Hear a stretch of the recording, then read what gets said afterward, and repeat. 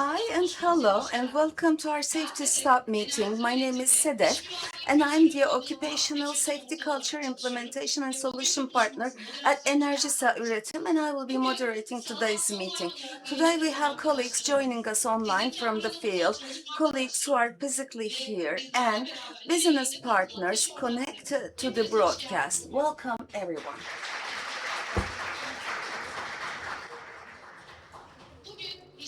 Today, we have consciously taken a break from our busy schedules. We're here to address safety, health, and well-being as a natural part of our daily decisions, behaviors, and organizational culture. Our aim is to strengthen safety beyond procedures, right at the heart of life and work. To briefly outline the flow of our event, we're going to begin our program with an opening speech by our CEO, our boss, Ihsan, followed by 3 different sessions. We will greatly value your questions and feedback throughout our live broadcast, and therefore, there will be 2 different QR codes that will be displayed in the right and left corners of the screen during the broadcast. And you can use these QR codes to send us your questions and comments at any time. We would like to thank you for your participation and your desire to create this moment of awareness together. We're now connecting live with our CEO, Mr. Ihsan, and I will now hand over to him to deliver his opening speech. Good morning, everyone, and hi. Right now, our broadcast is being live, and our colleagues are trying to coordinate. Perhaps the individuals at the sites and other locations, I would like to say welcome to everyone. Good morning. We will need to stop and think. We try to empty our calendars. It's critical, and other than the critical tasks, every task has been postponed and to another day. And in 2026, we say stop is difficult, and that's why we need to stop and we need to give a pause, and we want to wake up everyone. So come, let's make an experiment. Please stand up. There's nothing bad, actually, don't worry. Just close your eyes for me. Don't count from within. Imagine the minute you think 30 seconds have elapsed, sit down. There's no cheating, there's no counting. When you think it's 30 seconds that have passed, please do sit down.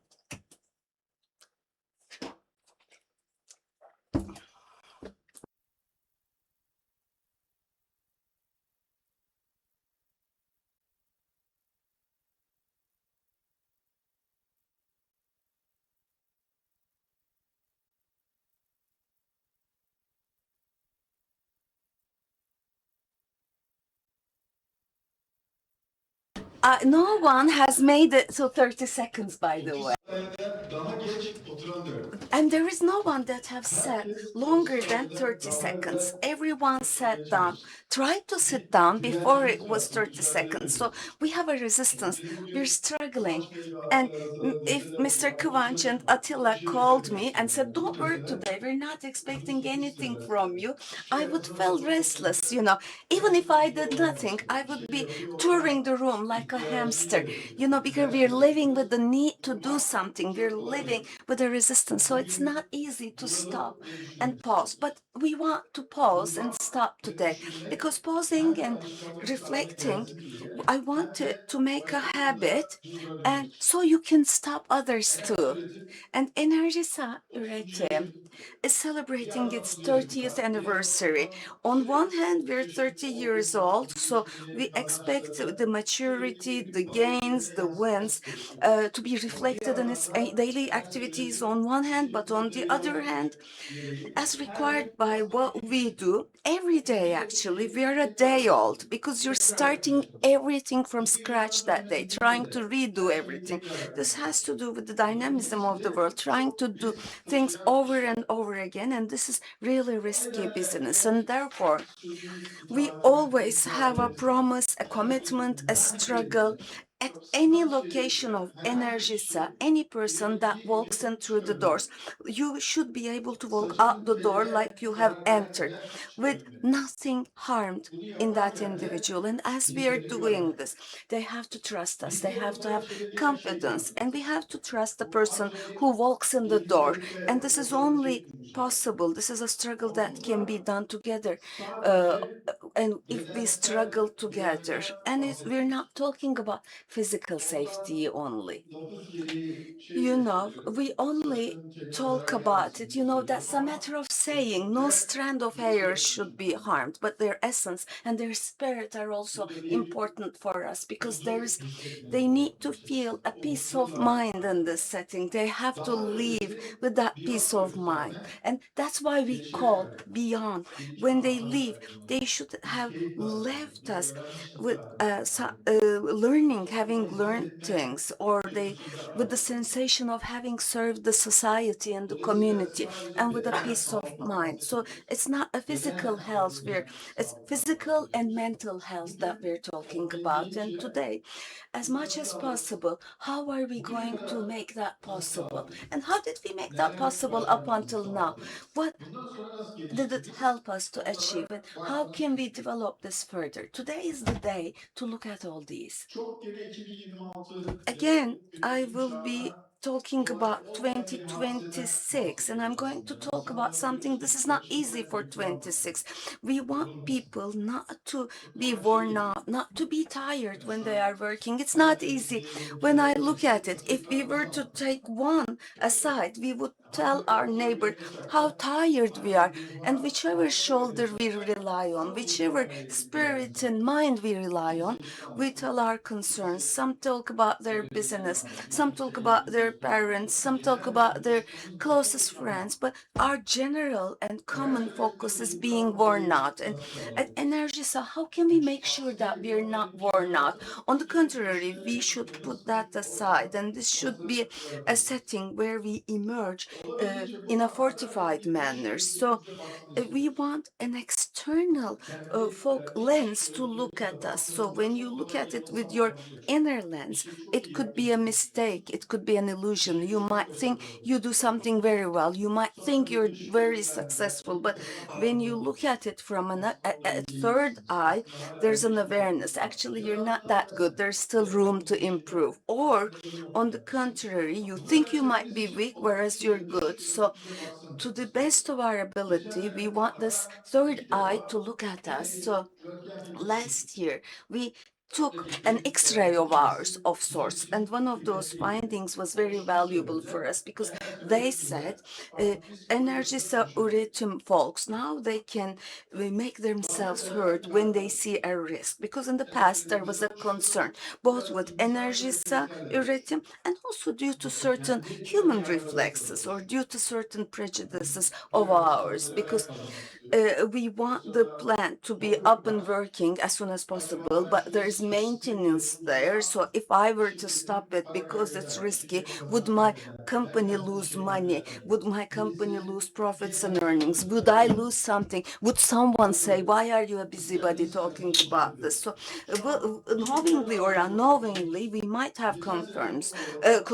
but now we have peace of mind, because last year's interpretation, Enerjisa Üretim now can raise the flag, as they said. But our contractors, are they are not as peaceful as being able to raise their concerns. We either cannot make themselves accustomed to that setting, or there are certain prejudices that we cannot overcome, which is a topic that we need to fight about, because everyone who is a stakeholder, they should be able to say, wait a minute, there is something here, without any hesitation, because this is a human-centric business.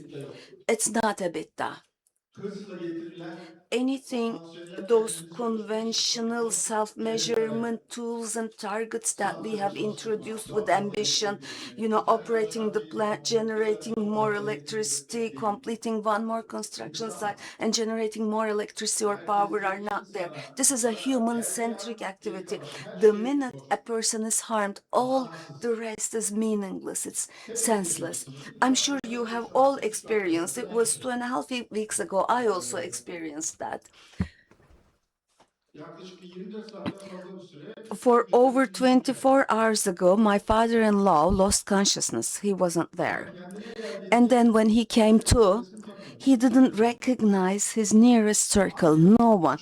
And the same day, my younger daughter got sick, so I was running about in the hospital for that. So it was everything else seemed meaningless back then. My father-in-law and my daughter, uh, 1,400 people that I work with at Enerjisa, and my daughter and my father-in-law, and perhaps it exceeds 6,000 people are being exceeded when you list all the stakeholders. So they're no different from my relatives. So if any of those 6,000 individuals, if they experience any physical or mental or psychological health, we should suffer the same, because we have entrusted each other to one another, and it is our responsibility to create that safe space for each and every one of us. And reflexes matter here, because the reflexes are the determining aspect, because they really determine whether this reflex is intrinsic, where there is no police, no camera, no checkpoint. If you are stopping at the red lights, then it is intrinsic to you. It is inherent to you. It's not with the fear of someone would be looking at it, recording it, or cameras would be recording it. Then you have not internalized it. Then it's not a reflex. And it is all Enerjisa üretim folks to make sure that this becomes a reflex. And we shouldn't look at their shortcomings only. We should also be looking at whatever is being good, whatever works good, and what made sure that this works well. What did we succeed so we have implemented in life? Acar Baltaş taught us all a lesson. Knowledge does not change behavior. Had it changed behavior, it's the simplest example. Had knowledge changed behavior, everyone would quit smoking in a split second, or give up another habit in 1 second. So knowledge does not translate into behavior immediately. So it's not by OHS trainings or by explaining case studies or mental health related case studies. Trying to get a result from these are meaningless after a certain point, because we have to look at one issue.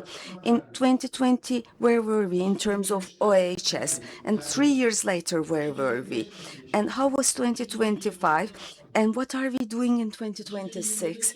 And in something that didn't work in 2020, what did we do so it's working in 2023 or 2025? If you remember, I asked for help from you in the quarterly meeting of last year.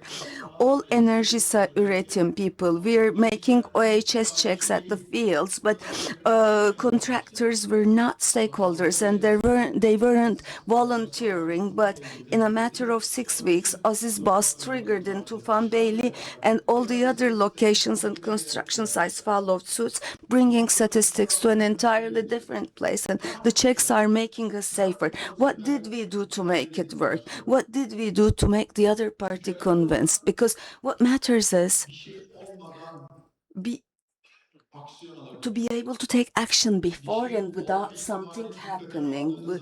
The minute you take into account the likelihood of something happening and taking every risk that you see seriously and being able to stop before anything happens. Stopping is very valuable. Pausing, reflecting, analyzing, they're all very valuable and precious. Before and without anyone being harmed, saying there's something here. And when you're saying there's something wrong here, feeling entirely at peace with that.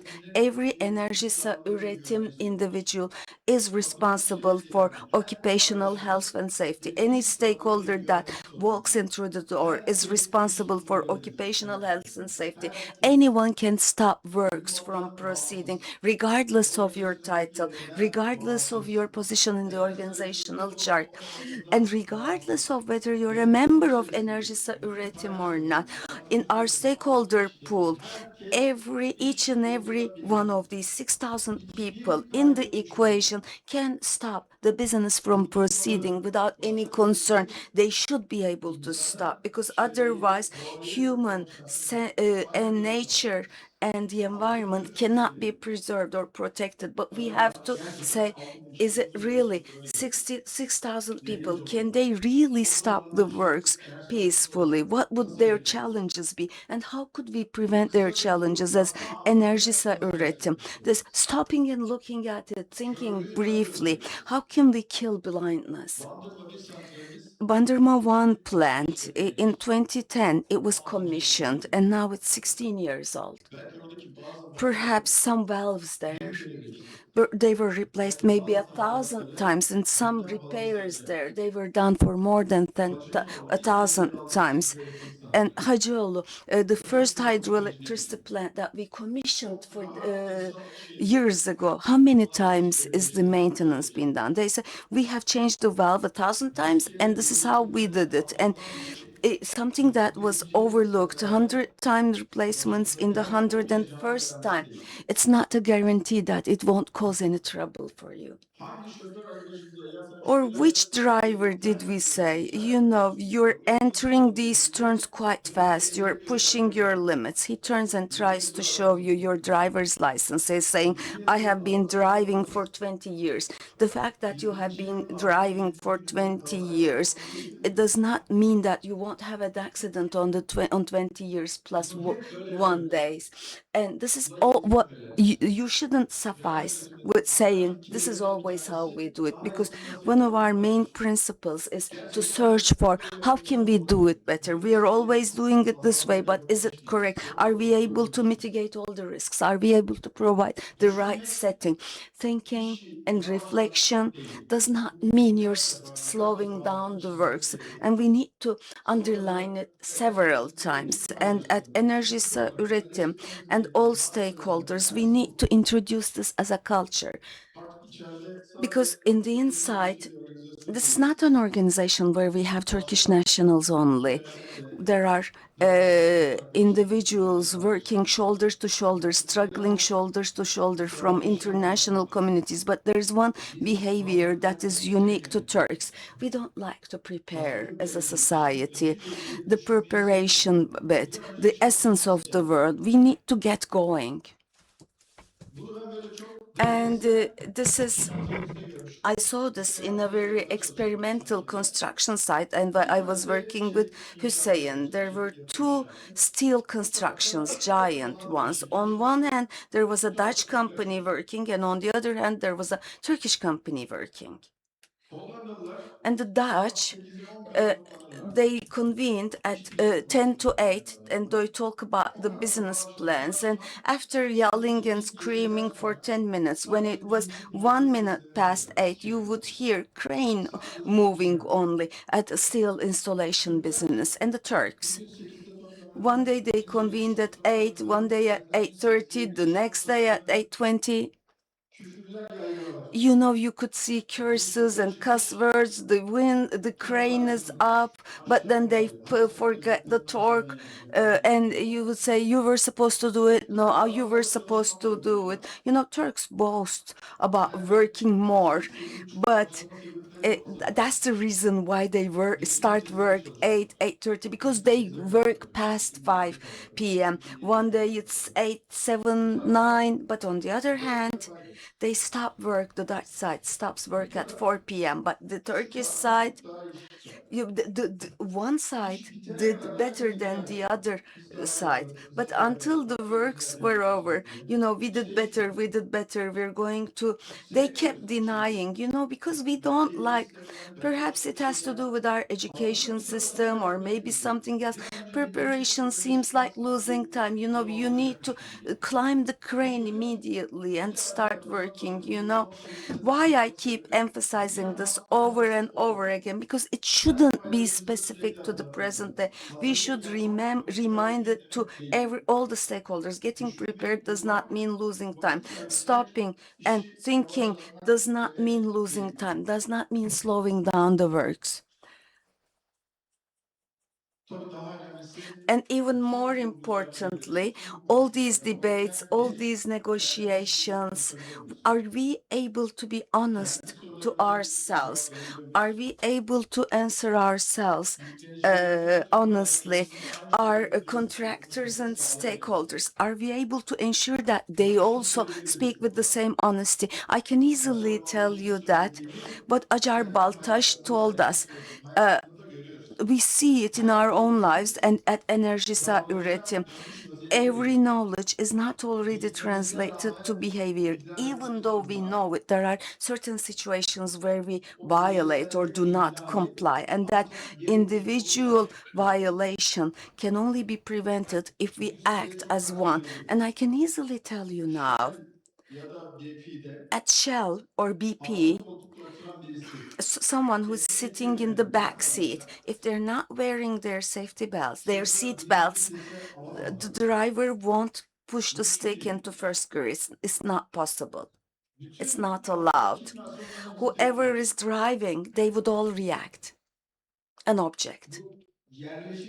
So this is something inherent now. Now, answer honestly, would you see that at Enerjisa Üretim? The person, if Kıvanç was sitting in the back seat, we would be embarrassed to tell him. We can't tell him to put on a seat belt at certain construction sites because someone higher up at the hierarchy, we have this reflex of not telling him, not warning him about the seat belt. So we should be able to tell ourselves honestly such issues. And at Enerjisa Üretim, senior level individuals, they are violating the speed limits. They are driving faster than 120 kilometers per hour, and we should be able to tell it to them. It's not like you are driving, but you shouldn't drive this way. It should be a reflex, and we should be able to stop it. So what are we looking for throughout our entire work life? We're looking for a setting where people can speak out sincerely, honestly, and without any worries. And what for? So that we can be stronger, so that we can look at the future with confidence. Enerjisa had major accomplishments in 2010 when Turkey needed something. The offer and demand was seriously under risks. We had commissioned Bandırma 1, and in 2015, the countries when the power demand was high, Bandırma 2 was commissioned, and with 1500 megawatts, it is the biggest assurance of the grid, Bandırma 1 and Bandırma 2.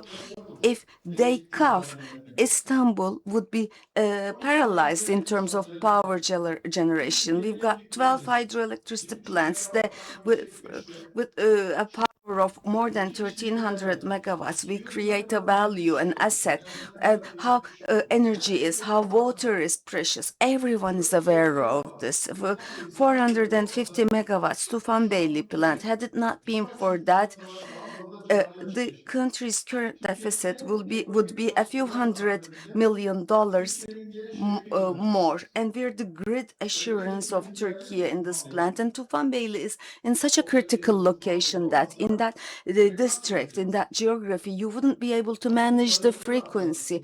Tufanbeyli plant's presence relieved the Atatürk Dam because that water is necessary for Turkey. And the most recent step that we took, we have exceeded 1,000 megawatts in wind. And it is extremely important because this is a leading organization. We are a leader organization. And seeking the best fits and becomes the leader. And the leader should be the most successful in the area of occupational health and safety and the physical and the mental peace of the employees.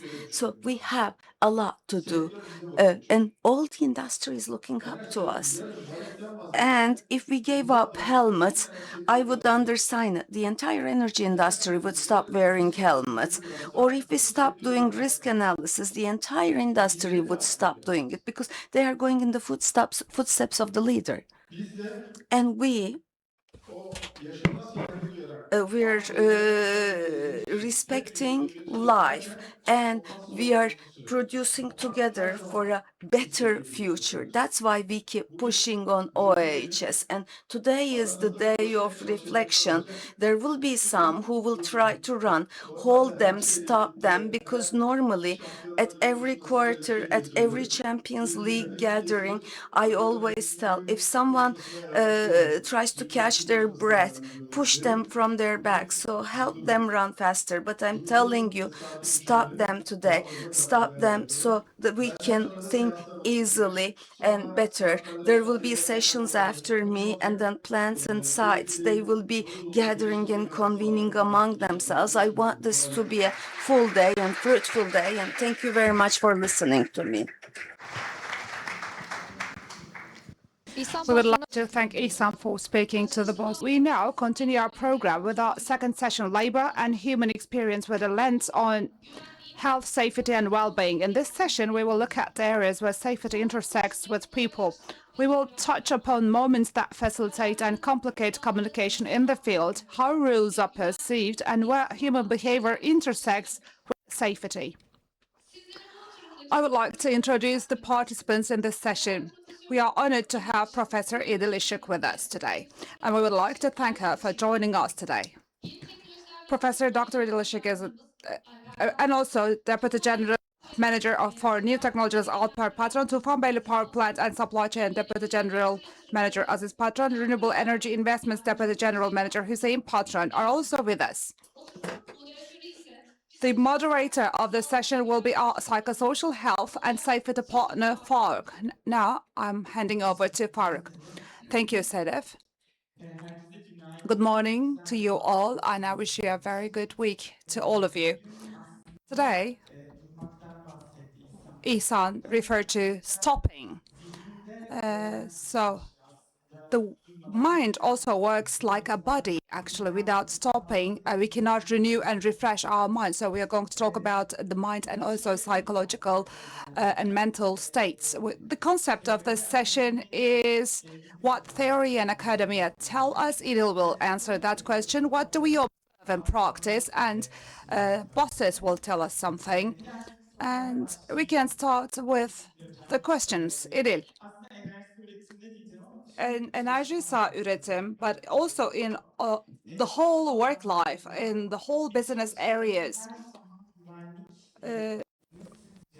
For what are the conditions and criteria to facilitate and also challenge for an employee to give priority to safety? Thank you very much. I'm very happy to be here and delighted to be here today. And I'm also very delighted to see that you're here to stop. There is another message here. So we go beyond zero, actually, in Vision Zero, occupational health and safety. It is a very widespreadly discussed concept. I mean, minimizing and resetting the occupational accidents is important concept in the scope of Beyond Zero in the management of psychosocial risks and problems. We always talk about going beyond for many years. And the message here that we'd like to deliver to you is to stop and to prevent occupational health and safety accidents and diseases. And these diseases are not related to the physical health problems, but also we should be able to prevent the psychological health problems as well. And Boss İhsan also tackled so many aspects regarding this concept. In a company, employees should always give priority to safety. And of course, everyone in the management layer and also in the other layers should give priority to safety. For everyone to give priority to safety, there should be some aspects that need to be fulfilled, as Ihsan mentioned. This system is occupational health and well-being system. So this is referred to as a system of well-being and occupational health for employees. It is OHS, abbreviated as OHS in the world, and in Turkish it is abbreviated as ISG. It was related to only health and safety, but it will also cover well-being. Well-being is a component of occupational health and safety in the last decade. This is highly striking, and occupational health and safety and well-being is a whole, and all these components can be manageable if you evaluate the current situation very well and accurately, as Ihsan highlighted. If we can stop here, think and analyze and spare some time for risk analysis of occupational health and safety, if you can start in this way, this is the most important component of the system. All the hazard sources that we identify may bring about certain consequences for employees, for people, for all the resources that we have, the external environment, and also in the transmission line of our organization. Analyzing these possible consequences is the analysis of risk. Chemical, physical, ergonomic, and psychosocial hazard sources are applicable to us where we work. So the hazards they may pose and cause may lead to health problem in humans, and also it may end up in fatal accidents, lethal accidents, or some other hazardous environmental impacts or other impacts on production processes. And the severity of these consequences is related to the concept of risk. If we can define this as hazards and the consequences and impacts of hazards, then any kind of action that we can use to control the root causes of these hazards are important components for health and safety. For that reason, to say safety all the time, the first step is that in Enerjisa Üretim, they have a huge power actually, is to identify the root cause and take the necessary measures, primary measures and precautions. So if we cannot control the hazard completely, if that occurs, we can mitigate the consequences of those hazards. So for example, wearing a safety belt, seat belt may decrease the fatality. Drivers should first drive safely. This is the first criterion. And also preventing any hazard on the users of that vehicle if an accident or incident happens. This is the second criterion for safety. And for recovery, all the support that can be provided is the third criterion for safety. As employees, we need to be able to feel that the root cause is taken under control, and all these safety measures should prevent us from being harmed and damaged. If something happens to us, our company and our co-workers will stand by us, and we need to trust that. So at these three levels, all kinds of solutions that could be provided and offered can enable the employees to prioritize safety. Of course, this is highly associated with the attitude concept of attitude. Knowing does not mean that it will translate into behavior. So there is a difference between knowing, knowledge, and behavior. In psychology, from the academic perspective, I can say that this is a concept that you need to know. This is attitude. Attitude is including components of emotions, knowledge, and behaviors. For example, if you're supporting a football team, why do you support a football team? It may be football, basketball. Why do you support a team? Because you believe in their capacity, they are competent. And secondly, being a member, believing in that, make you feel good. You have that feeling, and you go to the games and you get the jerseys, and it becomes a behavior for you. Strong attitudes are associated with knowledge, emotion, and behaviors, and these are coherent all the time. So if we prioritize safety to translate knowledge into behavior, maybe the well-being department should be designated for that purpose. We need to include emotions and feelings. We need to feel well when we follow the rules, when we establish and install the safety system. When we become a part of that safety system, we will be peaceful, we will develop and grow constantly, and we will perform our tasks as if we were performing an art. This is a systems approach, and this should also include emotions, knowledge, and behaviors, which is attitude. Then we can prioritize safety all the time. Thank you, Professor. So let's see what is that theory perceived. How is that theory perceived in the field? So I'll hand over to our colleague to prioritize safety, which circumstances facilitate and which circumstances are challenging for safety first. From health perspective, it is no different. As you mentioned, in terms of knowledge, Enerjisa team has already adopted an adoption so far, and this was observed in the field. We observed two things, actually. From the top of the company, we have a vision, actually.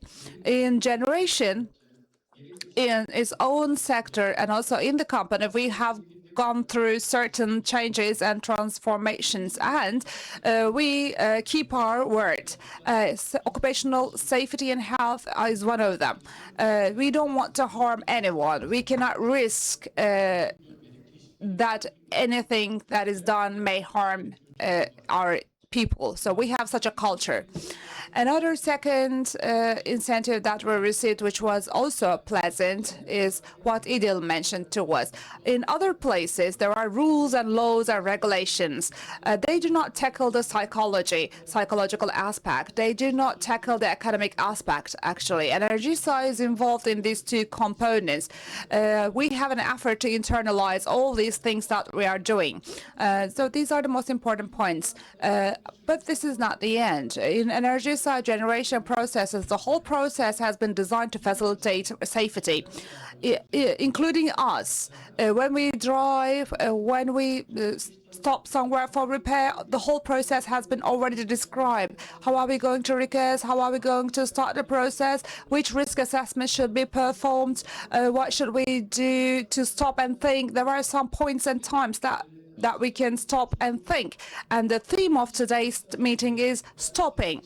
So when I go for a business travel, I should stop and think, when am I going to wake up tomorrow morning? Where am I going to stay? We have such stop points, actually. This is, on the other hand, people do not like the speed bumps on the cross sections, in the crossroads, in the crosswalks, in front of the schools. These speed bumps are installed in order to slow us down. I wish we didn't have to have such bumps, but the purpose of such bumps is to stop us. We need to stop and we need to think. The boss Ihsan also gave good examples between your planned work and unplanned work. In terms of time, there is no difference. These are the factors that facilitate us to prioritize safety.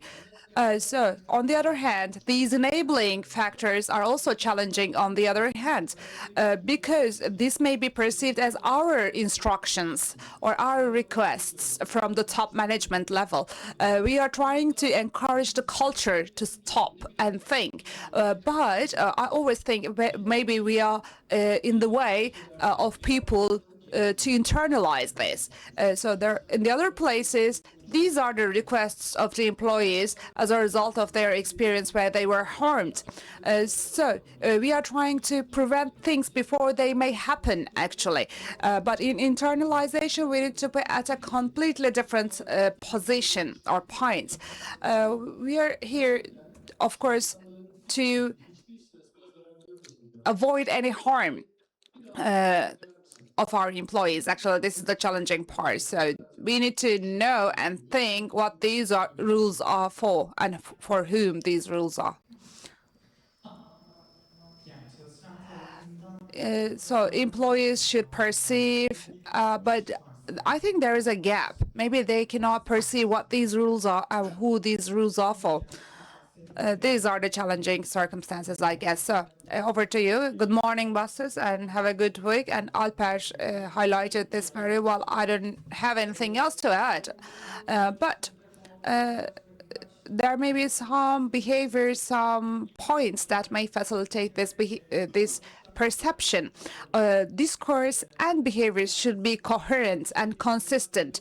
If you have a certain discourse, for example, occupational health and safety is always important to us, you say, but in the field, you need to also fulfill that. You need to act according to that discourse. But if you discuss the production or generation pressure, this will damage the perception of people. On the other hand, there is also another step of internalization.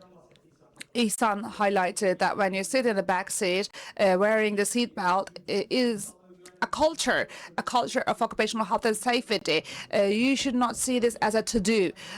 For example, you go out of this office or plant or construction site, you're in your house, you're in your own personal car. Even in your personal car, you need to wear that seat belt in the back seat, and this is about internalization. This will strengthen the perception of people, and this will enable the perception in everyone. Another important point is, I think we should not behave and act differently according to the circumstances or people. If a contractor or a subcontractor have some issue regarding safety and health, and if you have a different attitude, when something happens to your employee as a rhythm, energy rhythm, this is not good, actually. If you approach to that situation from a hierarchical point of view, this is going to destroy the sense of trust in people. This is also another critical point.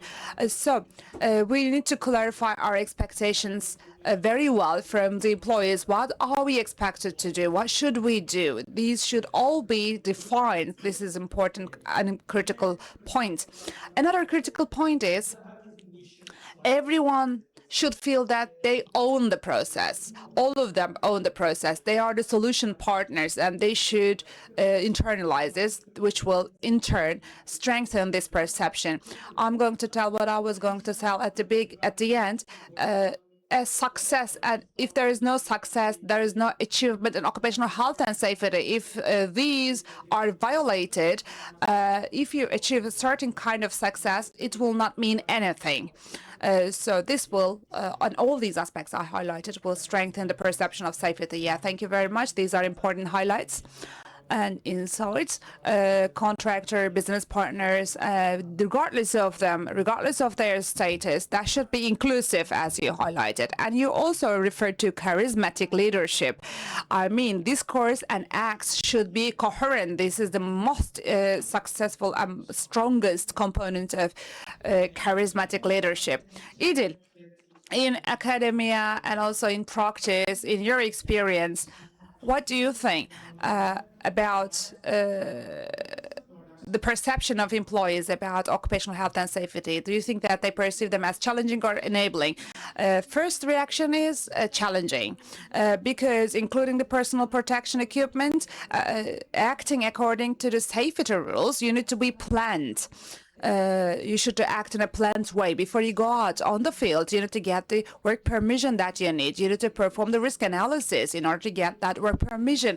And also you need to have your personal protection equipment. You need to have the supporting operational measures, for example, fire measures, if there is fire risk. So this requires a substantial amount of planning in this process. So when you do that job, you should not be on the autopilot. You need to focus completely, mentally, emotionally, and physically. You need to be present there while performing that task.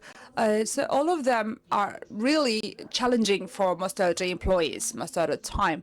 And if the procedures, occupational health and safety rules and procedures are not internalized well, if they do not do them on an autopilot, all of them will be sensed as an extra effort and burden.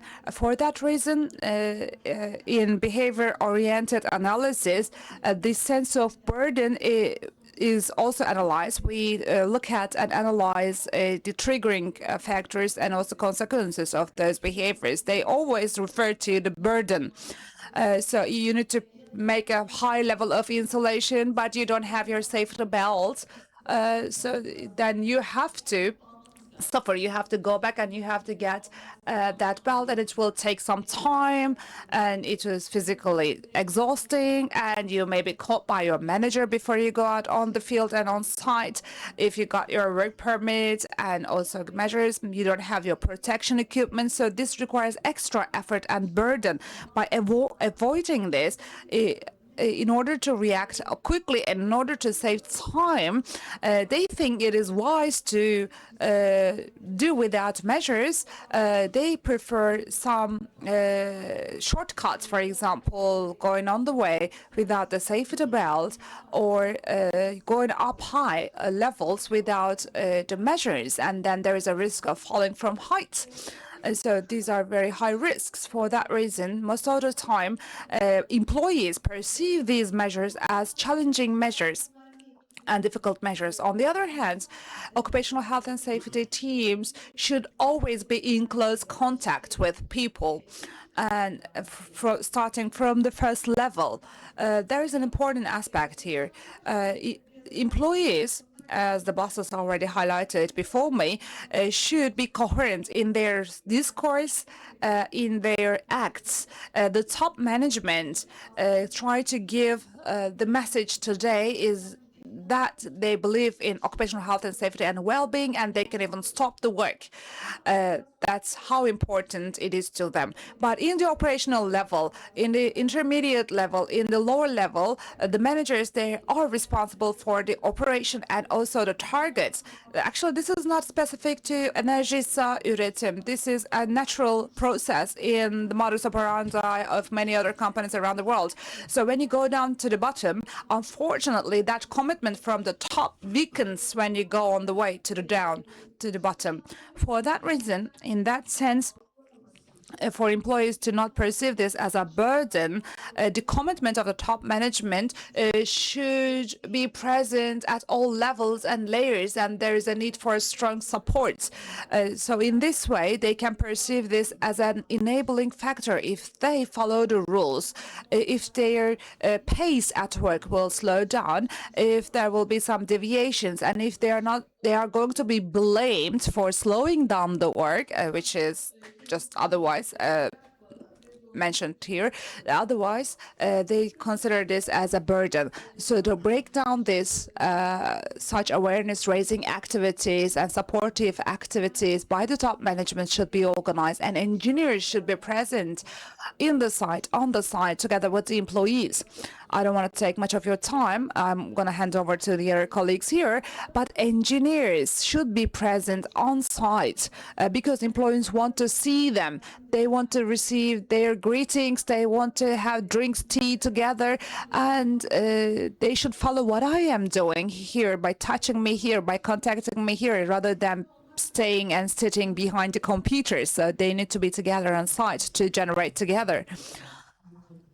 So it's about being recognized, being seen. They are adults, but we have that childish need. It's not about lack of maturity. It's a need among the adults, actually. Yeah, it's a need among the adults.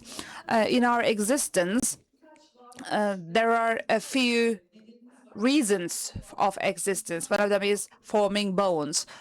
People want to form bonds, so they don't want to receive written instructions, orders, or signatures in the work order. You may consider that you're strengthening them in this way, but if you touch on their shoulder and tap on their shoulder, and if they show them that we are working safely, then that bond is formed very strongly, absolutely, so because we are relational creatures. All right, we'd like to hear from you. What do you think? Good morning. I wish you a safe and very good week to all of you. Idil highlighted the theory very well, explained the theory very well, but on the side, we see direct implications. When you are forming theory, probably you also try to conceptualize what was experienced in practice, but we observe what is happening on the side. It's going to be a repetition, but When we plan something in advance, if we think on something in advance, when you do them, occupational health and safety can be considered as something enabling because it is a part of the natural course of what you're doing. But if you haven't thought about it in advance, and if you're not prepared, if you're not planned, this becomes a burden to you because it's a rule. When they are asked whether they fulfill that rule, they're just ticking a box. I wondered in the newbies, like white-collared people and blue-collared people, among young people, this is perceived as a challenging situation because they do not know what that rule exists for in the site. As they don't have any idea about it, they perceive it as a paperwork, documentation, a burden of that rule. But there is a history behind occupational health and safety, a history of social history. In 1800s, at the end of 1800s, in the mine pits, there were major accidents. Hundreds or thousands of people died at one time in dam constructions. Thousands of people died, and they reflected on how to prevent such accidents. Then this set of rules were created. So blue-collared and white-collared young colleagues do not understand the requirements of these rules. This is challenging. So at university education, for example, we were tackling about the safety at construction site, but I don't remember if you were receiving any subject about occupational health and safety. They were mainly formative educational aspects, actually. If you set a rule and if you tell them that OHS is important at energy and they should follow these rules, this is not enough. This is an element to earn money and make profit. This is about the health, well-being, and safety of these people. And if these people understand this, this is going to facilitate their internalization. If they internalize this, this becomes easier to practice these rules. Secondly, pressure if they are under pressure and workload, this can become challenging. Occupational health and safety may become challenging. Of course, it's not possible to imagine any moment where we do not have any workload or any work pressure, but we like managing everything we do as if it was a crisis because we want to be perceived as a hero. We for example, accomplish something which was impossible. We want to become heroic, actually. So that approach is not helpful. Yes, we are going to sweat to that, but we are not here to bleed. This is not a battlefield. Yes, there is a fight that we need to do. This is a fight with our labor, but we should not put blood into it. It's not about defending the country. Actually, we are doing a business and priority is always us and people around us. So when you inflict this approach to people, then occupational health and safety practice will facilitate the process and is perceived as something useful. In work life also, the most challenging part for me, and still the challenging part, and it will be still challenging before my retirement, when you get used to something, like some infringements or some violations, it is the most difficult part to remove such attitudes. On Saturday, what did I do? So in renewable energy investments, our colleagues were violating speed limits, and I sent some emails about that. I was obliged to do it because our tools, because we have a vehicle tracking system. At certain points, you need to go at certain speeds. And indeed, over the weekend, where those violations were and how many times they were exceeded. You know, this is concentrating on certain individuals because it becomes a habit, it becomes a trait. The more they violate, the more they believe that it is not a violation, and shattering that is very difficult. So if we can do that, and if we can take those measures, then OHS measures will be easier to take on the field. Just like nothing happens here, so nothing will happen next time. I think this is what they do in human life, OHS related accidents or incidents. They don't You can do it 99 times and nothing happens, and in the 100th times something happens. Every hazardous action does not result in a danger, but you don't know which time will bring the accident, so you need to take measures to prevent them all. Okay, how about you?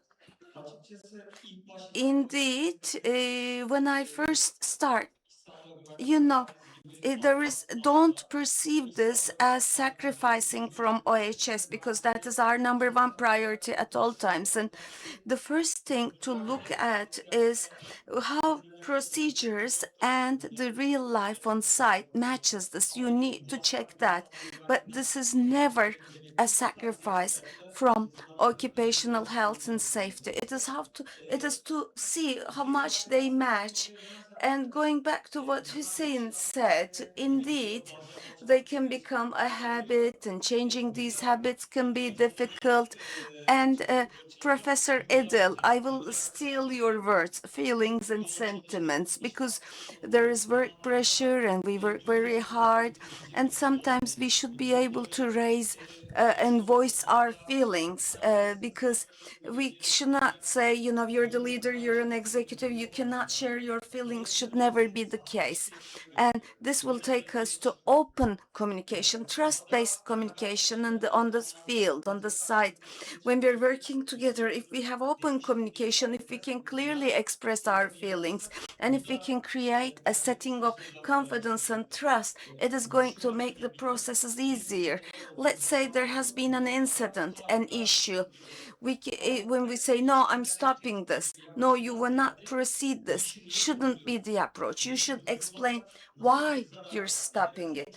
What can it cause if you don't stop it? You should be able to explain this to the other party in great detail, so the other party, when they demonstrate this unsafe or risky behavior, they will know what they can face, what issues they will encounter. They should be able to see it. When they see it, they will be able to internalize it, becoming a part of the solution. This is one.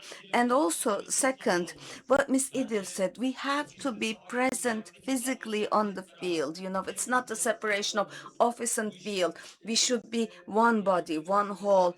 There is no separation as to the contractor, subcontractor, etc. We should be a part of one whole, developing solutions together and acting together, which is going to facilitate the entire process. Thank you.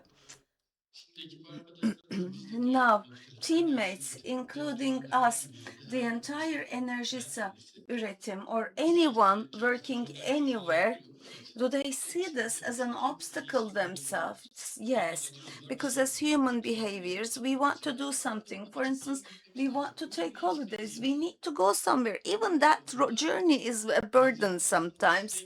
So we need to evolve into one thing. I'm here to do this task, but the rest of the business is mine. Planning it in advance, analyzing the risks, finding the equipment, going there. Once you go there, the measures to be taken, starting the work, and once you commence, someone coming to you and looking at it as the third eye. It's not screwing one screw or bolt. Before you take a valve, you install a bypass line, and then you discharge it, and then you take out the valve. But also, we don't see the measures and the planning to be done. Actually, I forgot to talk about this. One of the facilitating factors is planning, and Enerjisa Üretim, indeed, we plan maintenance real well, and the journey. And there are teams that do this planning. And these plans, while they cause us to think that it is someone else's job, but we need to stop and say, these planning times, planning processes, support processes, it's not the owner of the job. We are the ones who are working there. We're going to remove that bolt. We have to make sure that nothing will come to our faces, or spill, or with pressure. We should think of this. But these teams create an opportunity for us. We come to that stopping point for something that we will do 3 months later. We will stop and think. When we take that screwdriver in our hands, we will stop and think, is it an obstacle? Not in my opinion. If you think that that's part of the job, because otherwise, even traveling, going on vacation will be a burden for you. Now that you mentioned it, the psychosocial risk assessments that we carry out and employee welfare department is talking to you and they are making a risk assessment and to see working conditions, what challenges and loads they bring to you and what kind of resources are necessary both at an individual level and or at an organizational level. They are being analyzed, and the senior executive teams are assigned certain tasks. So the aspects, there's a system in place that is managing the factors that can affect psychological risks. And in the risk analysis, we look at predictability. So whether there are uncertainties, the various circumstances that you can encounter. Is there an uncertainty about this? And 23 departments have been analyzed, and 22 of them shows red, extremely uncertain conditions. There is one department, this is green, no problems. And we said there is something here. Turns out it's the material supply and supply chain management department. It is only that department that they have predictability for uncertainty, but the rest is struggling with uncertainty. So therefore, the psychosocial aspects being able to be assessed is a critical issue.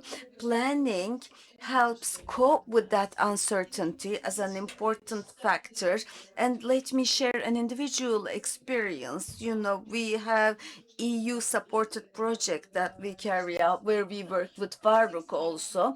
It was an 18-month project, and we had a 20 after it was implemented after a 24-month assessment and planning stage. So the elimination and planning was longer than the project itself. So planning is not stopping, it's not slowing down the works. It's mentally and physically and emotionally preparing yourselves for the task and then going out on the field and taking charge in the works. Thank you.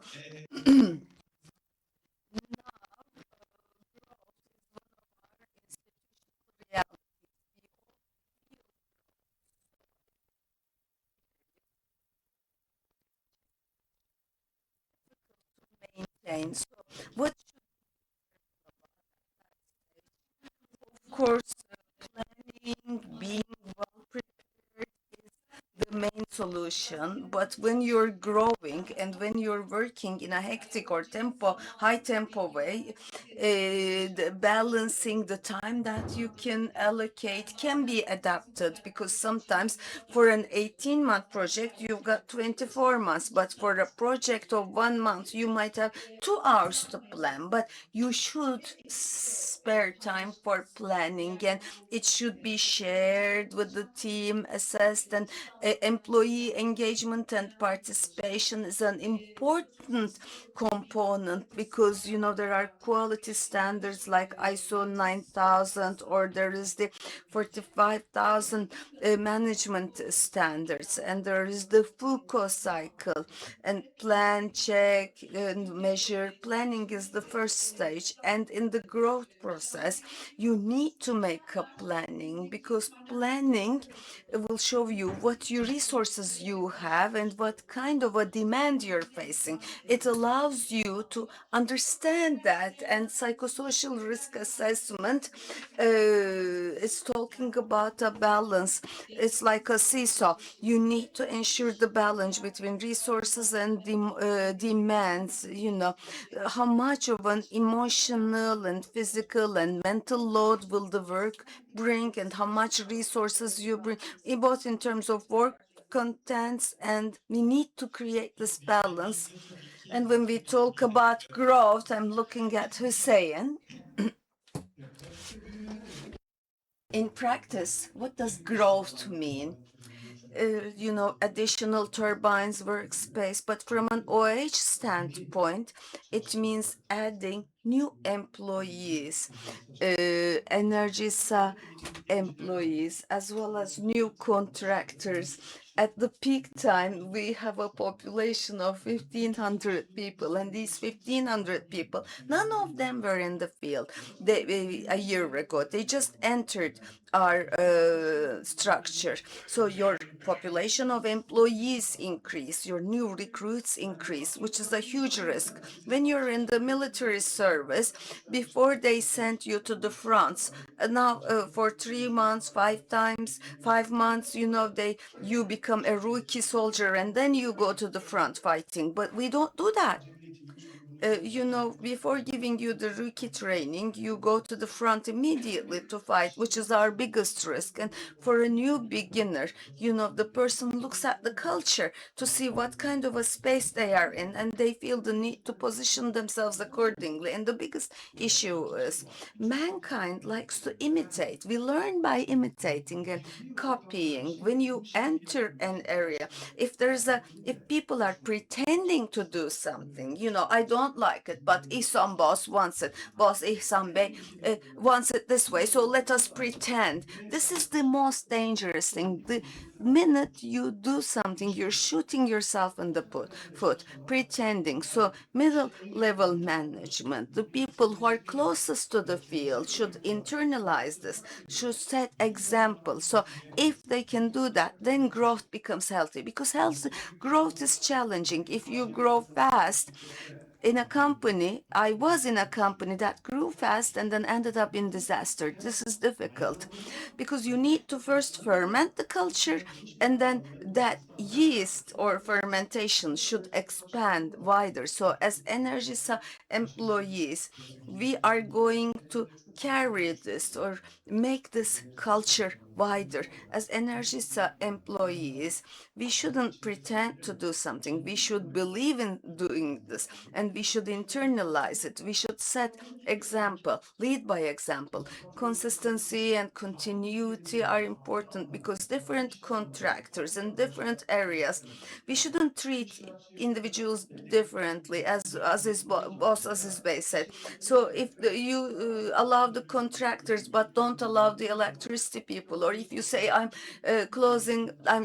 turning a blind eye to this, or I'm not ignoring this, if you say, then that's risky. And in an emergency or a crisis, is OHS prioritized, or can it be flexed? That also challenges us during growths. OHS allows no tolerance or no flexing. Growth can be flexible, schedules can be flexible, but there is no tolerance. We don't have that luxury. The minute you start relaxing, one day I was going to be late, boss Isambe, I passed the red light at night. Nothing happened. And it was an empty street. I did cross the red light. And then I did it another time. Then I did another time. And then I said, I was like a lorry driver. I was waiting for the amber light. And then I was just hit the gas pedal. So, you start normalizing the violation. And I said, no, whenever I see a red light, I will stop. That's it, period. So the minute you violate, senior management's concerns also increase, right? So we need to lead by example. We need to be consistent, continuous, and exemplary in our behavior. I had another question, but we have finished our time. But perhaps your questions will give us a wider horizon. So I'd like to give the floor to our teammates in the audience. Also, you can send questions through the QR code. There's a question through the QR code. Mr. Faruk, you do the moderation. We have defined psychological risks as OHS. So 6,000 people should be able to stop the works. But is the same discourse applicable for psychological risks? So if the work is stopped, is organization ready? What kind of a reflex would it or should it give if you stop the works due to psychological risks and concerns? Can I answer that? Now, today, we have emphasized this in a very strong way. Senior management, boss Ihsan Bey said it's not physically OHS, and mental health is a part of this. And psychological health and employee welfare is the correct name. So psychological health and welfare can only be maintained by stopping, halting in the system, or voicing your needs, and the relevant departments and em- there are experts, welfare experts, who work very well within Enerjisa. There is no doubt and there is no concern about this. And yes, works can be stopped. This brings us to the last question, risky behavior. Can we voice and talk about risky behaviors? For emotions and sentiments, we should be able to express them clearly. And also, we are responsible for our teammates. So we shouldn't wait for the individual to express or voice their issues. We should step in or intervene when we see an issue, and we should be able to support our colleague, and we should create that psychologically safe space. In uh, analysis showed a profile that is better compared to previous years, and the OHS culture-related OHS analysis has the highest step where culture is internalized by everyone and employees are protecting each other as they have embraced the role. And when it comes to stopping the works, employees are empowered in this stage. So we're very near to that position. But as human beings, if you think you have a lesser voice in hierarchy, you say, if I share I have psychological challenges, or if I stop the works, would there be any repercussions on me? Would it hurt me? If you have concerns, then there's a serious concern there. And the last question, psychological safety. Everything we talked about this, it is referred to as psychological safety and security in the establishment, in the department, in the team you're a member of. If you can easily share your voice, your feelings and emotions, you're psychologically safe. In those establishments, such risks are reduced. So it's not a punishing culture, but it's an awareness culture. Definitely, both internalizing awareness and where we protect ourselves and where we watch ourselves, and we are giving shoulder to shoulder so we can act together. Expressing your feelings is a way of professionalism. So professionalism does not equal being emotionless, or there could be wrong, misleading and misguiding. You need to be participatory and engaging.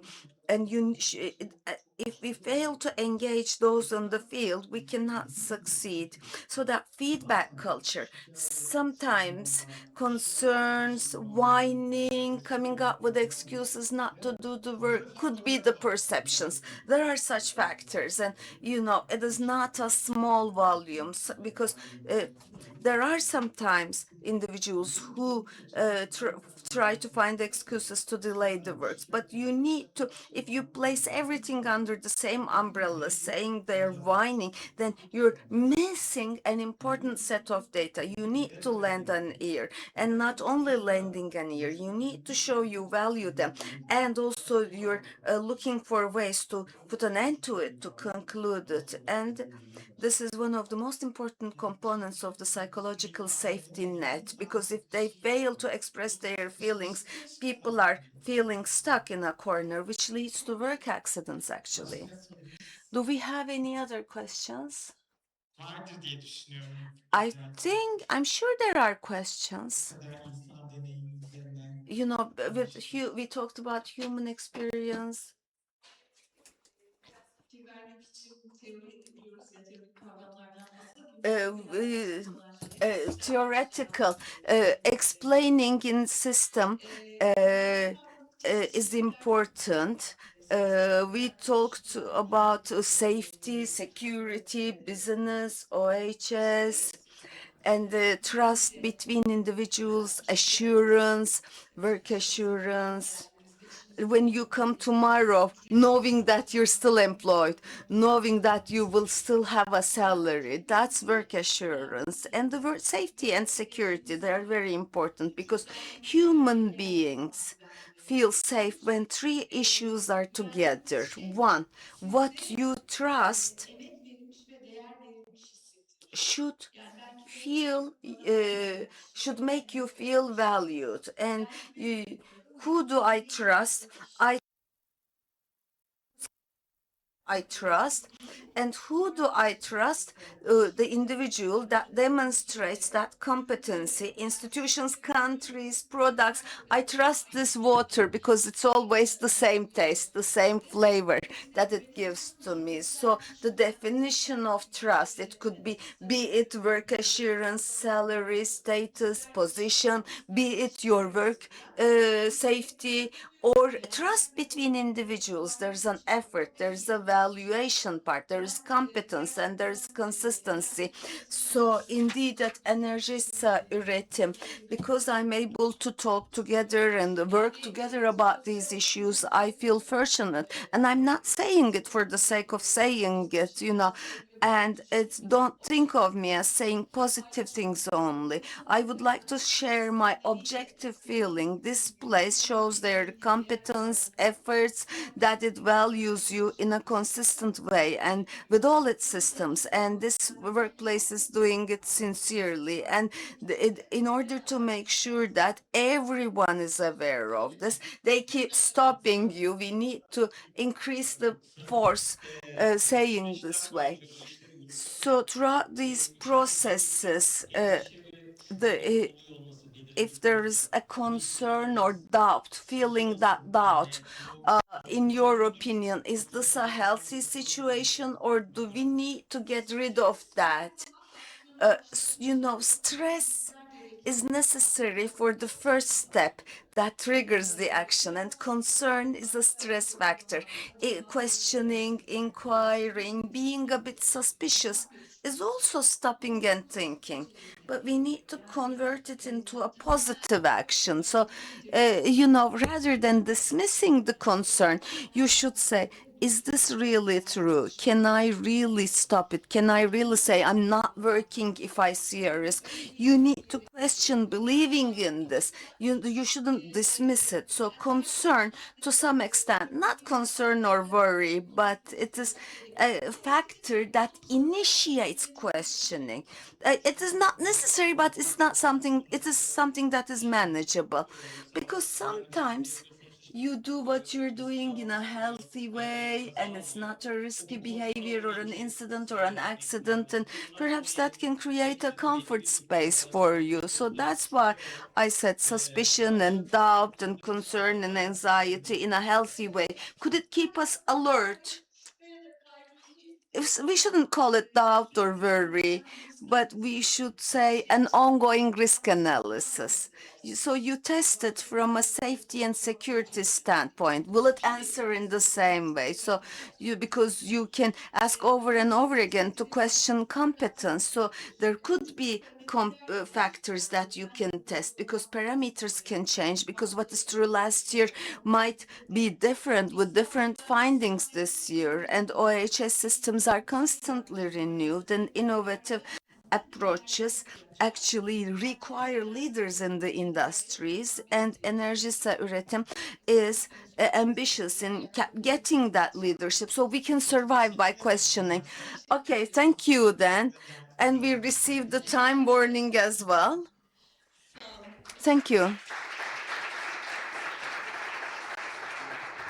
Now we move on to our next session entitled Small Decisions Made on the Road and Safety.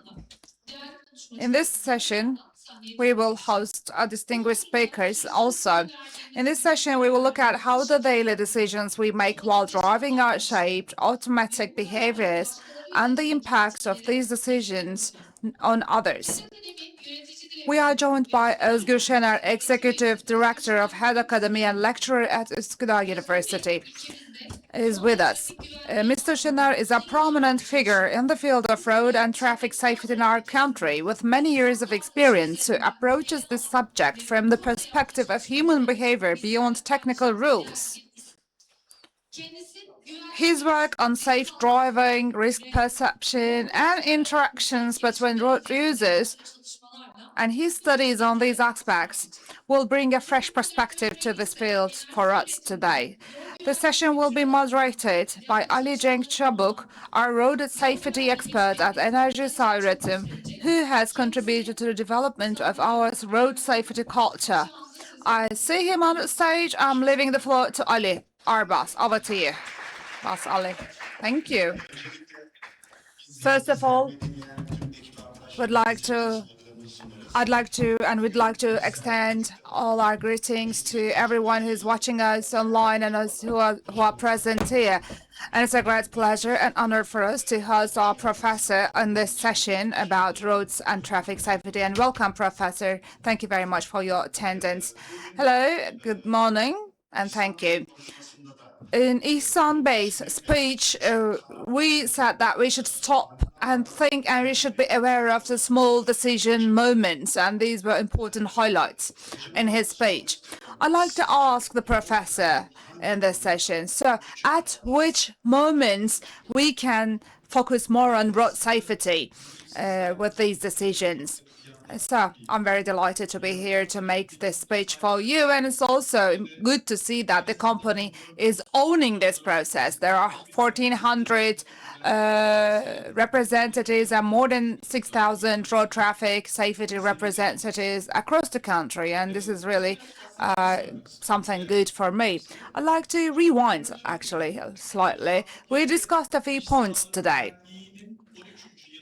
This is the 13th year for occupational health and safety in Turkey. We started practicing OHS in 2013, and I did an analysis about what happened in the last decade in terms of the number of employees. And if we calculate the proportion, we're not at a very good position in reducing the number of the occupational accidents. There are several factors behind it. There are several reasons behind it. The concepts, for example, we still could not agree on the concepts. What is danger? What is hazard? What is risk? What is risk analysis? Employees. We are talking about keeping the employees safe where they are working, but to what extent are they aware of this? And we missed that part in the last decade. So that moment of zero, and that moment is really important. That 0 point is important, and it's important to redesign that concept. This is an important factor that affects our decisions. In traffic, I'd like to ask a question to the audience, actually. We have co-workers, colleagues here. In a year, how many accidents, road traffic accidents, happen in Turkey? Can a few of you answer this question? How many traffic accidents do we have in a year in Turkey? I cannot give you the exact number, but I can give a very striking example. Every 10 years in road traffic accidents, we lose many more people than what we lost in the Independence War. In Independence War, 10,000 people were martyred. In every 10 years, we are losing more than 10,000 people in road traffic accidents. So this is the magnitude of our losses in road traffic accidents. Any other ideas?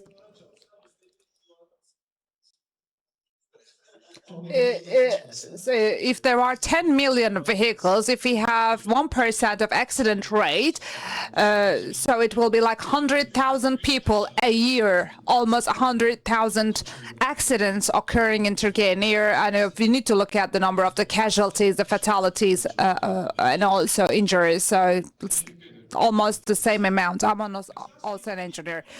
We have 1,400,000 accidents, road traffic accidents in a year in Turkey. This is the number of the road traffic accidents in a year. So this number is a little bit ironic. So the total number of people who die in a year across the world is this number. 1.4 million people die around the world in road traffic accidents. Actually, the number of the fatalities is around like 7,000. those people who die on site and also those people who die at hospital in a month. And if they die 2, 3, 4, 5 months later, they are not included in this number, this value. We need to talk about the numbers, but these are all human beings. We are referring them as numbers. They are children, grandparents, sisters, parents. They are all human beings, and each and every one of them dies in these accidents. 380,000 people are injured in road traffic accidents every year in Erzincan, Erzurum, Yalova. Has such a population, so we lose a population of a city, almost a population of a city in a year in road traffic accidents. So those decisions that we are going to make will either save them or will lose them. For that reason, every decision we take in traffic is critical. We need to stop and think. But the most difficult part of traffic is, unfortunately, we can't stop traffic. We need to be in that flow. We cannot take a rest. We cannot take a break. We need to get into that traffic in 5 minutes. Even if we get a break, take a break. And we need to go from point A to point B. Every decision we take in traffic will keep us safe, or will cause something unsafe. So in this session, our objective is to become aware of our decisions that we take on autopilot. So if a car cuts through in front of us in traffic, automatically our brain gives us anger, rage. So our mind is pressurizing us while taking that decision in our reactions. So decisions that we take on the road are on autopilot. So when do we show these autopilot behaviors, or when do we not show those autopilot behaviors? Idil was here. She is the expert on this. I don't want to get into her field, but there are 4 levels of learning. How many do you have the driving license? Are you actively driving? Okay, great. We are going through certain phases. The first phase is the one where we are unaware. We do not know how to drive. When we decide to get the driving license, we are always sitting in the passenger seat and we want to get a driving license. We do not know what we do not know, actually. For that reason, we don't have the competency at that phase. The second phase is the phase where we learn driving slowly. We become competent in the driving license class. So we are trying to drive a 2-ton weighing vehicle from one point to another point. We are pressing on the gas pedal, we are pressing on the accelerator and the brake. Now we understand, we become aware of the fact that it was not that easy, but we are not still that competent to drive safely. The third phase is the phase when we become competent and conscious and aware. So we are aware, we know what we know, and we know how to do it. I mean, we know how to drive a vehicle safely from point A to point B, and we know which traffic rules we should follow and how we should follow those rules. And this is an important point. So this next phase is expected in industry and in occupational health and safety. In that 4th phase, we start acting on an autopilot. We are unconscious, we are unaware, and we just do it as a reflex on autopilot. But in traffic, we do not want that. I mean, we do not want autopilot in traffic. It means there are thousands of people out there, and you don't have any single idea about any of them. You cannot afford that, actually. Probably you know what your co-workers around you will do, will not do, or what they will do, how they will do, but we don't have that chance in traffic. You cannot afford it. I mean, one of the people in 10 vehicles around you might have received some bad news about their daughters or maybe have lost their family members, maybe fired, maybe I received a driving license a minute ago, and now in the traffic. For that reason, in traffic environments, we cannot foresee and predict what other people can do. We cannot decide on that, and you cannot have an idea about what they can do. So autopilot is dangerous. Autopilot means even though I do not hold on to the steering wheel, it will go automatically. So this is a huge potential for an accident. Autopilot, I mean. For that reason, every time we need to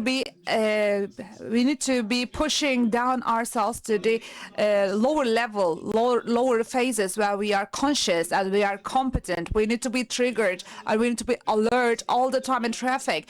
I visited almost all facilities of Energisa. I have seen several facilities. Maybe most of you have not seen such hydroelectrical power plants and thermal power plants. On the distribution side, we have visited all the sites in distribution, and this is something difficult. This is a difficult area. This is a difficult job. But everyone driving a vehicle, holding that steering wheel, should consider that this is the first time they are on that seat and driving for the first time. Otherwise, either you will become one of those numbers that will lose, or you may cause other people to die or to get injured. Thank you, Professor. 138, 144, 162. These are the speed limits. These are speeds, actually. Most of the time, we utter these numbers as if they are very simple numbers. But in your experience, which emotions, which pressures cause speeding? We have a concept of driving fast. So we consider like 90, 100, 110, 120 in motorways. The speed limit is like 130 and 140. But driving fast does not mean being fast. I mean, it should be, if you are driving faster than the safer circumstances, it means it is a risk. If the speed limit is 35 and you are driving at 40, and if the speed limit is 50 and you are driving at 65, this is a risk. Do you know the intra-city speed limit? What is the kilometer per hour limit? I have seen so many hands before about the driving license. No, let's say that there is no sign. What is the speed limit in the city? 50? You would drive at 50? So, a vehicle at a speed of 50 kilometers per hour, how long they can drive in an hour? Probably there are engineers among us. So can someone calculate, please? 18 meters? What we do, we are driving at 50, so we are dividing 50 to 3600. Can someone divide it, please?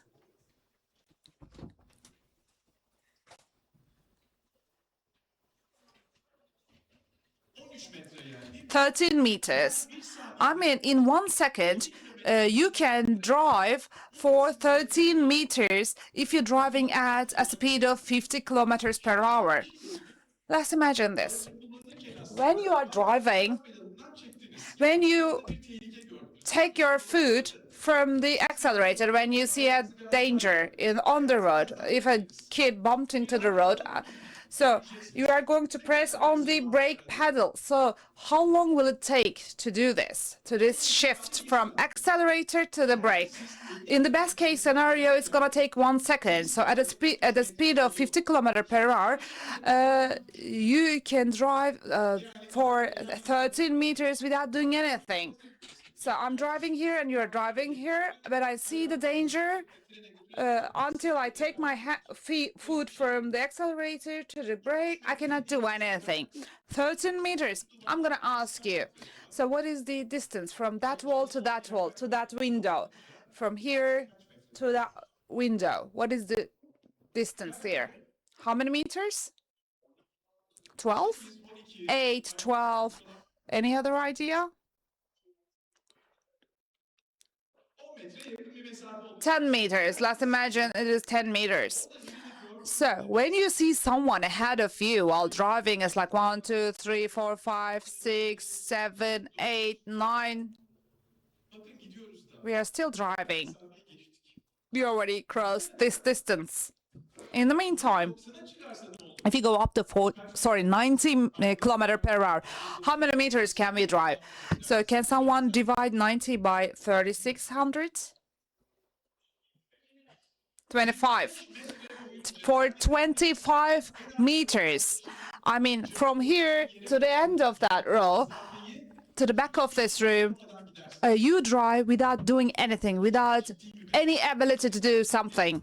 This is a huge problem. This can be a huge problem. So our speed is not the speed that we desire, but we have the, for example, we think that this road deserves more than 50 or faster than 50. You go at a 70, for example. You can do it for once, twice, but for the third time, if something happens to you, then you won't be able to drive on that road anymore, because after that point, police, prosecutors, courts, jails will come into your life, which did not exist in your life before. These are the ones that you could not imagine before, or you did not plan at all previously. You'll find yourself in that situation.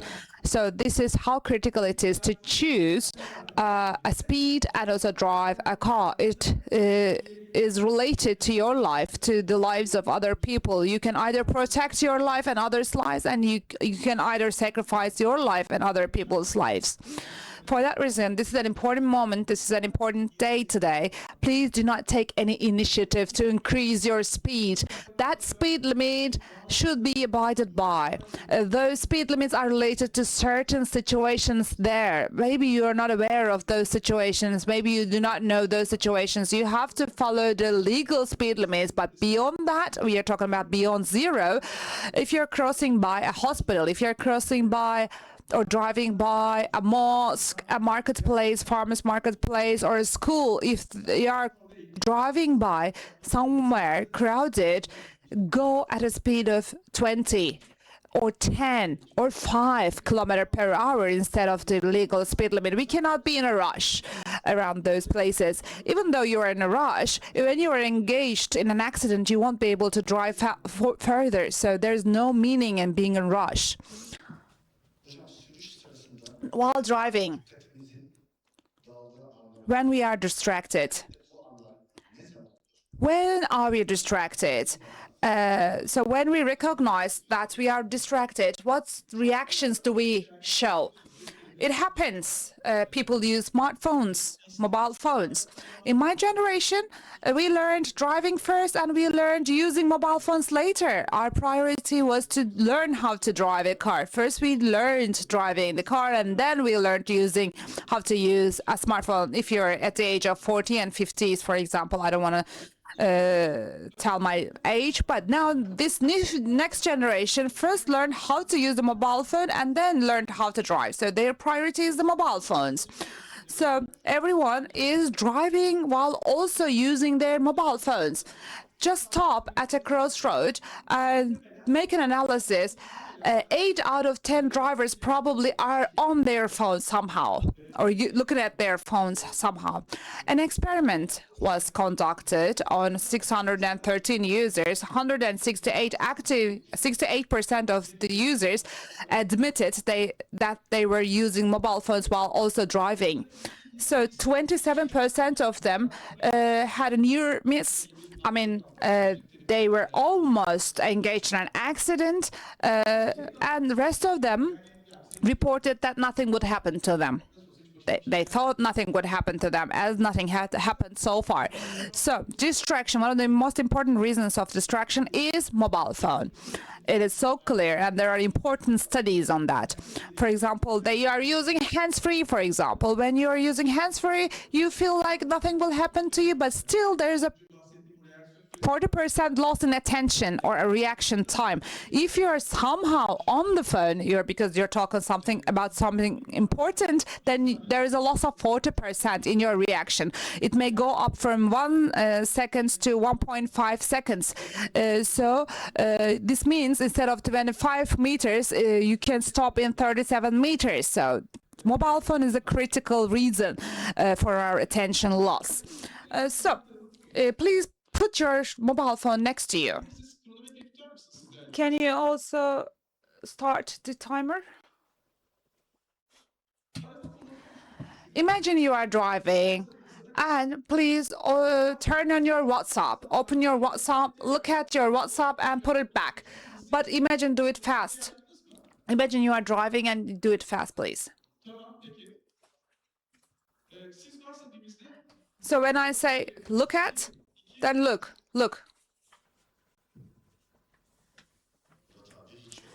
Murat is not looking ahead in the road. Okay, stop the timer. 8:58. So we're at a speed of 50 km/h, and how far could we drive? 13 meters? 13 meters.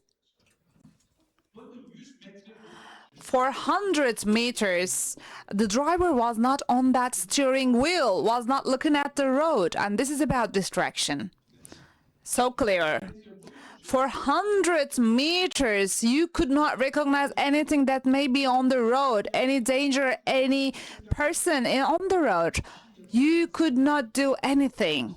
So how many of you do have children? Okay. Currently, World Health Organization considers road traffic accidents as public health issue. Children aged 15 to 19, in the mortality of these children around the world, road traffic accident ranks number 1 in the death of children aged 15 to 19 across the world, including all diseases and everything else. And this is number 2 for the people aged 5 to 14.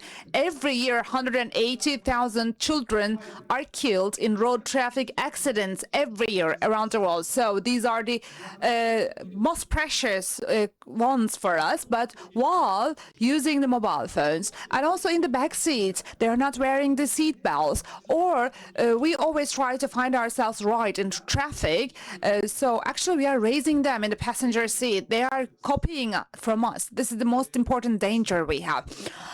There was a French insurance company. I talked to the CEO of that company, and 99% of the people use seatbelt in the front seats, but it was like 51% in the front seats. Actually, it's like this rate is very low in the back seats. Everyone perceives the back seats as safe, super safe, but it's not. Then we asked the company, how did they achieve that? So what was the right thing they did? They said they tackled this for 3 generations. They worked on the seat belt use for 3 generations by explaining, by describing the concepts, and by telling them what happens when they don't do it. When they do it, with experience, with practice, they increase the use of seat belts in all the seats to 99%. So in occupational health and safety and road traffic safety, we should raise that culture. So we always considered occupational health and safety as wearing helmets, boots, and also safety belts. We always told people to do or to not do something. But this is about functional. So if I tell you to take off your jackets, what is the reason? I mean, why? I just told you, as an occupational health and safety expert, I told you to take off, then take off. This is not how it happens. We should explain that. It's going to be 25 degrees in the room. If you're not going to take off your jacket, you're going to sweat, but it will be very good for you to take off your jacket. And we need to explain this well to these people. In the last decade, we have had this issue.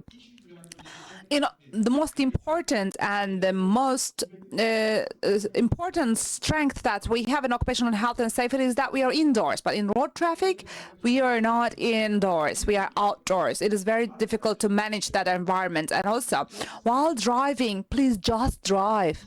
Only drive. A good driver is the driver that drives only. I mean, the next generation will imitate what you do in your car.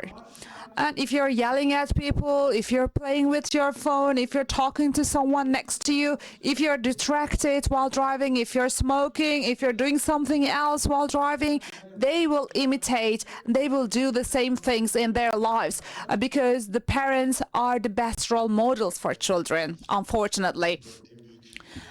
In driving, the most important reason for my distraction is travels with my wife. We are trying to reduce it. The number of the travels you have with your wife, yes. Regarding safe driving, we know something. We got some training from such instructors like you and through some sessions we attended. So what is the gap between knowing and doing? When that gap is the biggest? In fact, this was discussed before. Like also adding some other points to concepts. Actually, we have the concept of mistake and violation. We always think that people are violating as if they knew something and they did not practice it and they violated it. But in Turkey, maybe in another session we can do it. There are simple traffic signs. What do these traffic signs mean? It is a language of traffic. I mean, these signs show what you need to do, what you should not do, and how you should do those things. So the number of the drivers who know what those traffic signs mean, we are contacting 10,000 drivers every year through the conferences and congresses. I'm asking this question, is like 10%. 10% of the drivers know what those traffic signs mean. Simple traffic signs mean, I mean. We are in the same environment with those people. We're driving in the same environment with those people, and we assume they know everything. We should get away from this concept, actually. We need to re-describe these concepts to them. I mean, we always think drivers are violating, but maybe they are making a mistake. In violation, they are conscious. They see a sign, they see 50% in a round red circle, and they're going at a speed of 60, but that person knows it, and willingly and knowingly they violate that rule. Maybe they do not know that rule, because at the end of 2011, in line with the harmonization with the EU process, the traffic signs changed. Actually, 50 in round red circle means it is prohibited. In the past, we had a cross line on that number. As we do not know the traffic rules and no one talked about this, we always assume people are violating the rules. But the biggest problem in traffic is people are making mistakes. So they do not know what their behavior is about and what the mistakes they are making. You all live in Istanbul. In Fatih Sultan Mehmet Hospital, there is an overpass in the auxiliary road of E5. There is a sign, motorcycle in round circle. So for the disabled individuals, there is a ramp instead of a ladder, instead of stairs. To go around that, you have to go around the whole Bostancı. Motorcycle riders see that sign, they think that this is a road for them. Because that red circle does not mean anything to them because there isn't any cross line on it. So it is that tragic, actually, our situation. And that's why if you're hitting the road, if you're going to be in the traffic, you should first learn what you know and what you don't know. You should know about this. That's one. And you shouldn't assume, you should remember that you don't know what the other party will do. I thought he would leave. I thought he would just start a signal. You don't know who that person is, what that person is. We always assume that people behave like we do in traffic, which is never the case. And this is one of the most critical issues. If there's a moment of decision, that moment of decision, you should exercise it on the safe side. If you shouldn't cross, do not cross. If you should turn right, do turn right. If you do not try to overpass the bus, just wait for it. You know, they are rushing more than you do. They need to, because they are going to take the passengers from the stop. Do not go into an unsafe space, because all speeds exceeding 30 kilometers, in all speeds exceeding 30 kilometers, if you hit a pedestrian, if you hit a cyclist or a biker, you know, because these are unprotected living beings, their likelihood of surviving is very little. Up to 30 kilometers, there's a limit. And in sideway crashes, 50 kilometers is critical. If someone hits you on the side, the automobiles, due to the automobiles protection conditions, you can relatively be harmed less. And back to back, it's 70 kilometers, two equal masses. When they hit each other, there's this limit of 70 kilometers. You either harm or be harmed in all limits exceeding these. So make your decisions. We have to make our decisions in the safe space. Today is a beautiful day. Before going beyond zero, we should talk about prior to zero. What should we do to come to point zero? I think 2026, in that sense, perhaps we can announce it, declare it as a traffic year, because we can redefine the concepts, because the 1,400 people here, in total 6,000 people, are the people that we can touch, we can convert, state increases fines, etc. They won't mean anything. uh, Penalties, fines are deterrent, but people do not know what to do. They don't know what is safe and what is unsafe. That is the biggest problem. This is a object of 2,000 kilometers. They don't know, because driver license issuance system in Turkey is moving vehicles from point A to point B. No one knows how to stop. And if you made a serious push the brakes hard, did anyone push their brakes real hard? Anti-skid training. You did it during the anti-skid trainings in Carrefour. There was a lady who was sitting and she bought a car and she was behind me. I overheard her. The car you gave me is broken. And the other party says, what happened? I heard a noise when I pushed the brakes, because it was ABS stepping in, and she thinks it's broken and no one is left behind. If she doesn't know about ABS, she shouldn't be behind the steering wheel, because when she pushes the brakes real hard, this means the system is working because of the ABS kicking in. My last question now. I'm ready. Today, in this session, if there was one awareness lesson to emerge from this session, what you want it to be? What would you want it to be? Let's ask this to the audience. What did you think of?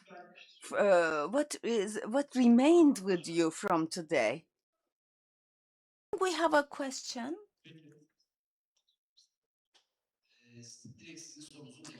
The answer, it's not a direct question, but a counter question. But let us ask that question too. The first question is, one of the issues that concerns me in traffic, no matter how many safety measures I take, if the other party doesn't care, many people can be hurt and this cannot be prevented. What should be done about this? So I would like to receive information from you. Okay. Now, the only thing we can change in traffic is our own behavior. So you cannot change the behavior and attitude of other people. So at every step, we should remain in safe space. There is nothing to be done. You cannot change anything. And one day that insurance guy talked. You spent an effort, and then for 2 generations, 3 generations, and then you can change it. We need to accept it. Our traffic setting, it's not a safe space. This is our preliminary acceptance. This is one. And number two, unfortunately, our drivers, they don't know the rules, and they don't have a traffic culture. And three, we're losing too many people in traffic. Huge number of people. It's the War of Independence example was given by Mr. Hussein. So the only thing we will change here is our behavior and our safety. There is nothing else to be done. Question number two.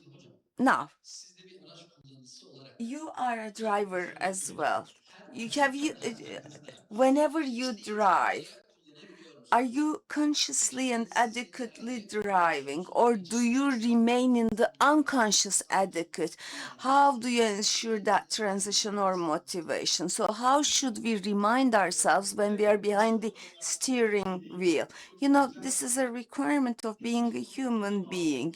We can always be on the autopilot. Sometimes, if you're thinking of something, let's say your kid is sick, or you received something, your wife called you, you will do something, you have not noticed driving that's very human. And I'm not separating myself from anyone, I'm not distincting myself. Calibrating yourself, you need to calibrate yourself at all times. I'm doing a high risk task. I can damage someone, or I can damage myself. We need to be able to explain this to ourselves. In the previous session, we were talking about anxiety or concern. I'm talking about taking measures or precautions. We don't want anxiety or concern. If you're adequate to drive that vehicle, if you have the adequate traffic safety awareness, you shouldn't be worried, you should be cautious. Because human beings, let me tell you something. You cannot do two things that require attention at the same time. You cannot concentrate on driving when you're talking to your spouse. You switch at all times. Go back and forth. You use your smartphone and vehicle, you smartphone and mobile, back and forth, because you won't remember the road that you traveled, because you detach from the road when you're talking. Yes, but we were going to take the feedback from a few people in the audience. What remained with you? I would love to hear it from a few people, because this speech is for you and for us. Can we take feedback? This is my take-home message from this speech. The gentleman's not audible. Kilometer divided by seconds. Okay, to see the distance we travel in 1 second. What else? Stopping the works. You are making a reference to the previous session. That's very important. Okay, I'm not going to push you. Thank you very much. Thanks, Salah. Thank you very much for watching us, listening to us, and also for all the information that you have provided. Thank you.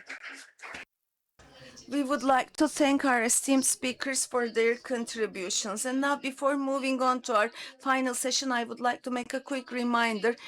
Throughout our live broadcast, we have QR codes available for you to share your thoughts and provide feedback. And we look forward to your participation in our survey. It is of utmost importance. And now, we're moving on to our third session, titled Human Reflexes, Preparedness and Acting Together in Disasters and Crises. Will be the name of this session, and this session will address moments of disaster and crisis, people's initial reactions, behaviors in the face of uncertainty, and our capacity to act together. We are joined by Mr. Erdem Ergin, the founding partner and our managing director of Business Resilience 360. Mr. Erdem has been working on disaster, crisis, and continuity issues in various sectors for many years, and presents a perspective that interprets people's real reactions through his plans. And our human resources culture and deputy general manager, Boss Ayşegül Hanım will moderate this session and she will address the topic of disaster and crisis with a human-centric approach. I will now hand over the word to Ayşegül. I was saying that it's an amazing Monday morning, isn't it? Most of us, our minds are now we have the weekly planning. I'm trying to bring your minds back. And for a long time, for the first time, it is so real. It is within life. Um, uh, uh, there is uh, Tansu, thank you very much for.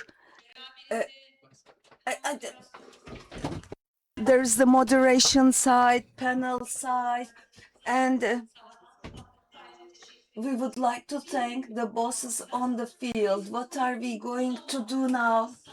And up until now, everything that we talked about, the houses, the lives, the loved ones, we're trying to protect our lives.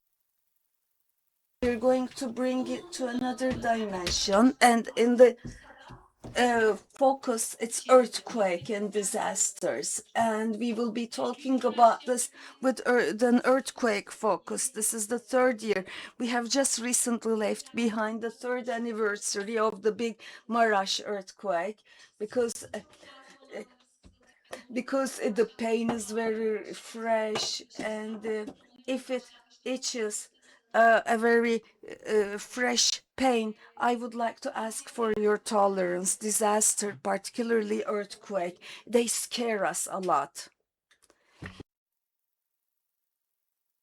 Uh, Even though we're trying to make something safe in the face of that big power, we feel ourselves small and poor and vulnerable at the times of earthquakes. It is not the company being sufficient, even the state itself or big countries are not sufficient. Such a big fear. Mr. Erdem is uh, overlooking this, that uh, that's a human behavior, and it is in the it scares us, and we keep saying God forbid. Yes, God forbid, and God, may God protect all of us and save all of us. But after this Marash earthquake, we all said that in the face of such a big disaster, as individuals to begin with, is it possible to do certain things differently, by preparing by ourselves? That feared thing that keeps us from taking action. Is it possible to save us? Because you are an individual who has worked on this for several years. We are afraid. We are afraid of taking action. But individuals, is it possible to be prepared against earthquakes? Is it possible? Hi, everyone. My name is Erdem Ergin. I saw it on the screen a while ago. Now, I like how you call each other boss. Now, I'm a graduate of METU, Middle East Technical University. We all called each other master or teacher because we could learn from each other. When I was a student, I learned from other students because student communities are very strong. I was in the Alpine and life safety and lifeguard groups. I was there between 95 and 2000, and we were focusing on traffic accidents. Roads where everyone fought for their lives, and new roads were constructed, vehicles were old. The road demanded you to drive, but the car didn't go. And I was a lifeguard and I was a first aid, and I went there as a search and rescue. We saved 9 people alive from the rubble, pulled them out of the rubble, where I was a volunteer student and I shifted there. For 20 years, I worked with the UN. I was on the field, drills, crisis training, search and rescue, crisis centers. I spent 10 years in the Caribbean. I lived in Haiti. I experienced in person the 2010 Haiti earthquake. So, therefore, Sizlerle paylaşmak istediğim konular what daha I basit want to olacak. share with you is practical solutions Araç coming kullanımına from the ve field. enerji Miss sistemleri açısından Ayşegül farklı and tüm kriterler Enerjisa, veya we're going to şirkette initiate an zaten çok activity. şirket This bazında company yapılan has a very strong tüm earthquake preparedness, has a bizim very strong daha destekleyebiliriz. culture. Onları How we konuşacağız can zaten. support them further, that Şimdi we will be discussing all together. özellikle And kurumlarda in the iş previous riskleri sessions, we gerçekleştirmek first için started birkaç with önlem workplace accidents, then we işle left the alakalı bir workplace, var. and Trafik we talked kazaları ile about ilgili traffic biraz accidents. iş That is ortamında related. So we aksidentleri var. included Ama outdoors. Now, kişilerin in başına and in the olabilecek earthquakes, this şehir can be ölçekli daha entirely outside the etkilendiğini workplace, where we are anlatmıştım. affected at a city scale or Ben bu sometimes country Ayşegül'ün scale. portföyü hazırlarken Now, when we were preparing this Ayşegül'ün session with fikri Miss aldım. Ayşegül, she had a request. She said, let's not talk about what the company is doing, and let's talk about how we will focus on employees. And I want to start with a question. Please raise your hands. Have you experienced or felt earthquakes? Raise your hand if you know how earthquakes feel. Okay, everyone did. Now, this is the common denominator of the Turkish society. Turkey is an earthquake country. Özgür Bey, Our professor, Mr. Özgür, sorry, I don't want to remember your name wrong. You talked about how frequent traffic accidents are, 1.4 million, 7,000 people dead, and 380,000 people injured. This is how mind works. Earthquakes happen in our country, and you did experience that. In our country, 6 and 7 magnitude Richter. We have that once a year. Last year on April 23, what we felt in Istanbul is an example of that. It happened in Istanbul, and then before it happened in Elazığ, and then it happened in Izmir. Also in October 8, 2, we had in Tekirdağ, and in Istanbul we were together. Mr. Ihsan, Miss Metun, Mr. Tansu, they were all there. sistemi devreye girdi. And there was a public address that stepped in. Who were in the office that day together with us? Who heard that public address? It was so clean. So there's an earthquake happening, and it didn't. It was an automatic system. And this shows us how we are Birisi konunun da important. An earthquake is a manageable risk. vesaire hani bu konu geçişini nasıl yönetebiliriz ona How bakıyoruz. we can manage that, let us Ayşegül'ün sorusu experience it. And Ayşegül's question. İstanbul depremi When deyince we size talk ne about yaratıyor? Istanbul earthquake, does it give Evet, you anxiety? Does nesi it? kaygı yaratıyor? Birkaç cevap alabilir miyim? Uh, Diyebilirsiniz. what creates anxiety? Which dimension? Ben açıkçası For depremden bana me, in the earthquake, rather than me being hurt, I'm afraid of the chaos. There will be rubbles, roads will be closed. Maybe I will be safe, but I will be afraid to go out. It's the drop, cover, and hold on drill was done. But how far will I be from my home? And when will I have access to water? Does anyone else want to add any questions? kendi adıma çocuklardan uzaktayım. I'm far from my kids, and they live in Nasıl erişeceğim onlara diye bunu Ankara and on the European side, and I always worry about how I will be able to reach them. The gentleman has a question. Whether the house will be able to withstand the earthquake. Three topics: building safety, families being separated, and the subsequent situation of the buildings. And 60, we work with 60 companies, the services, Guarantee, Eczacı, FIBA, BİM supermarkets, Boyners. These are the customers that we deliver services to. And we gave training courses to 60,000 people. And there are the three concerns: building safety, families being separated, and fundamental needs. So these issues in the upcoming periods, we're going to send them, convey it to all employees, not only in Istanbul, but in the Aegean region, in Adana. It's going to cover them all, the entire country. We're going to, and Enerjisa gives great importance to this issue. And now, why am I not answering this directly? Because our risks are different, our houses are different, our districts are different, our families are different. So we should be able to know what we are being prepared for. Mr. Hussein said this well. You know, it's very easy to include OHS when you do it, but it becomes a burden when you're not prepared. But in this training that you will take in the receive in the upcoming periods, the individual risks will be identified as household, as neighborhood, and as family. We should be able to identify our priorities, and then we will be more comfortable. Miss Ayşegül said we become relaxed, or we don't know what we're preparing for. And on TV, you receive generic information, and what they share with you on TV is too generic. Sometimes the experts' opinions differ, which are conflicting for us. So we need some clean information.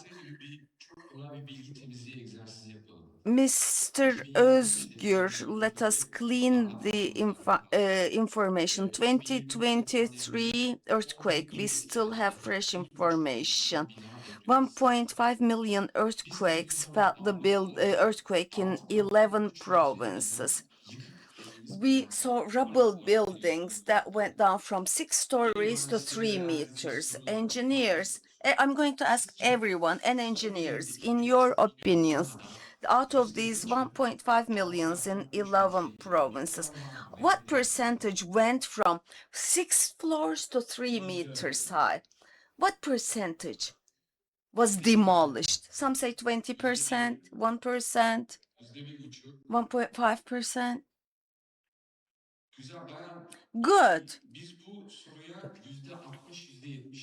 We hear 60 or 70%. Why?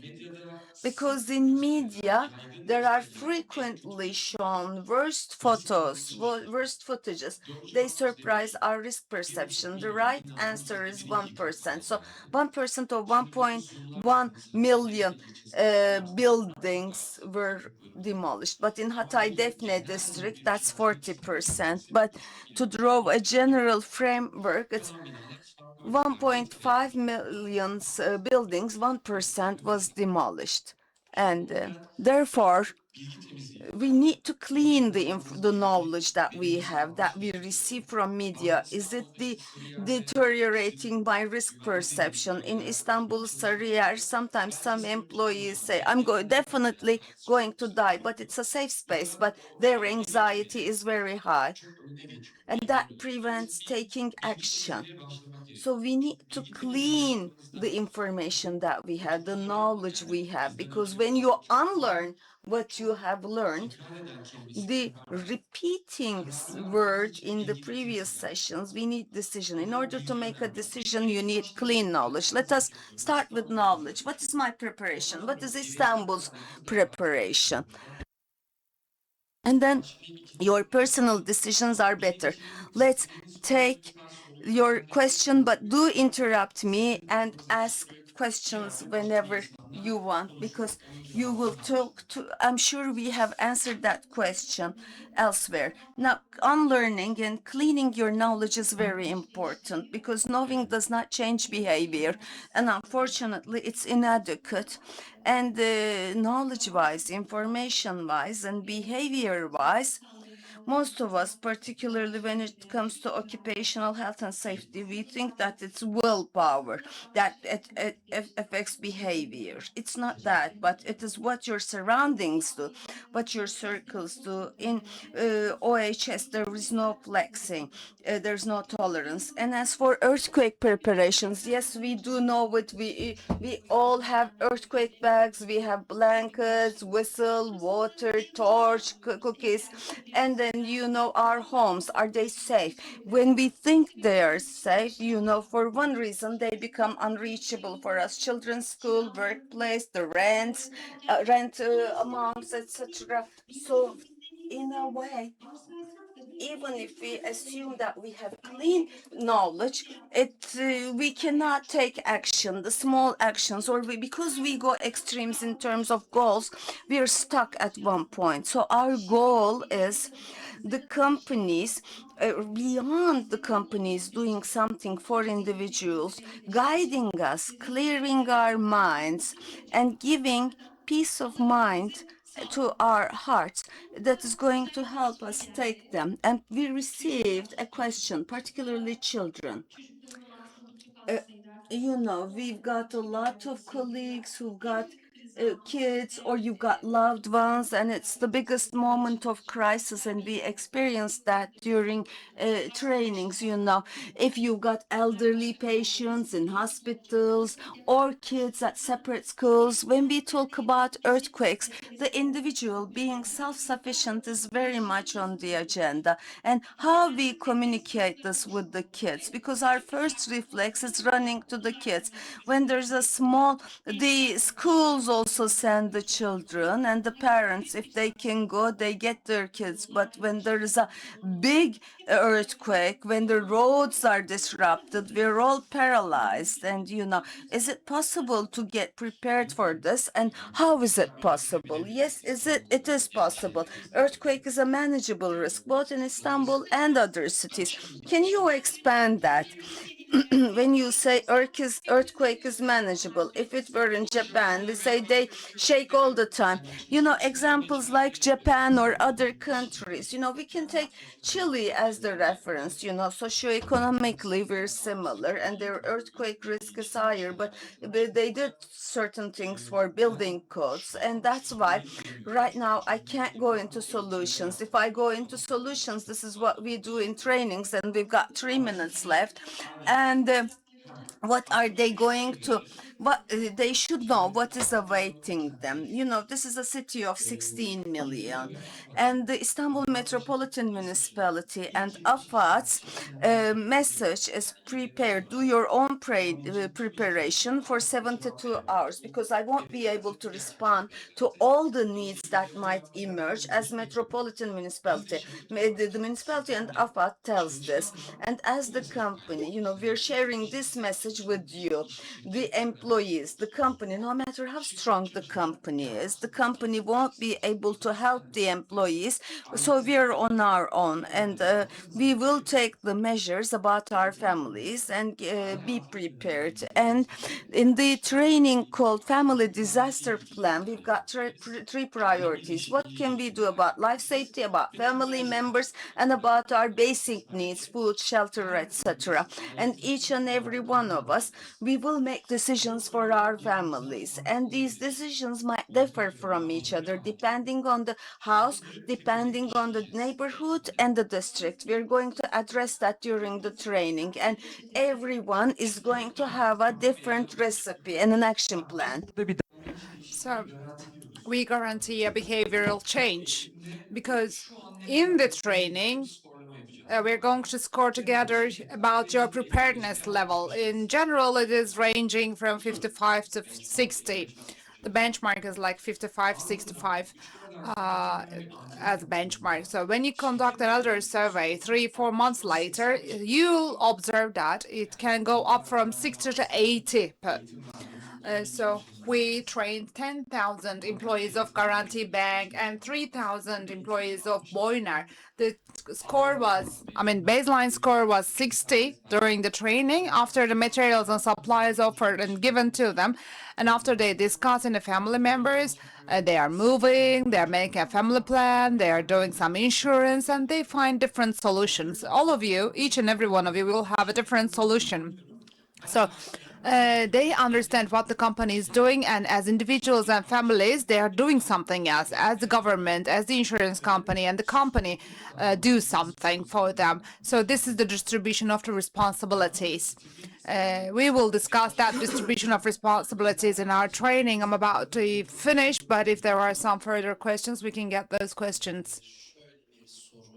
The question is, during a disaster, is it going to cause less harm if we take a wrong decision but timely decision, or the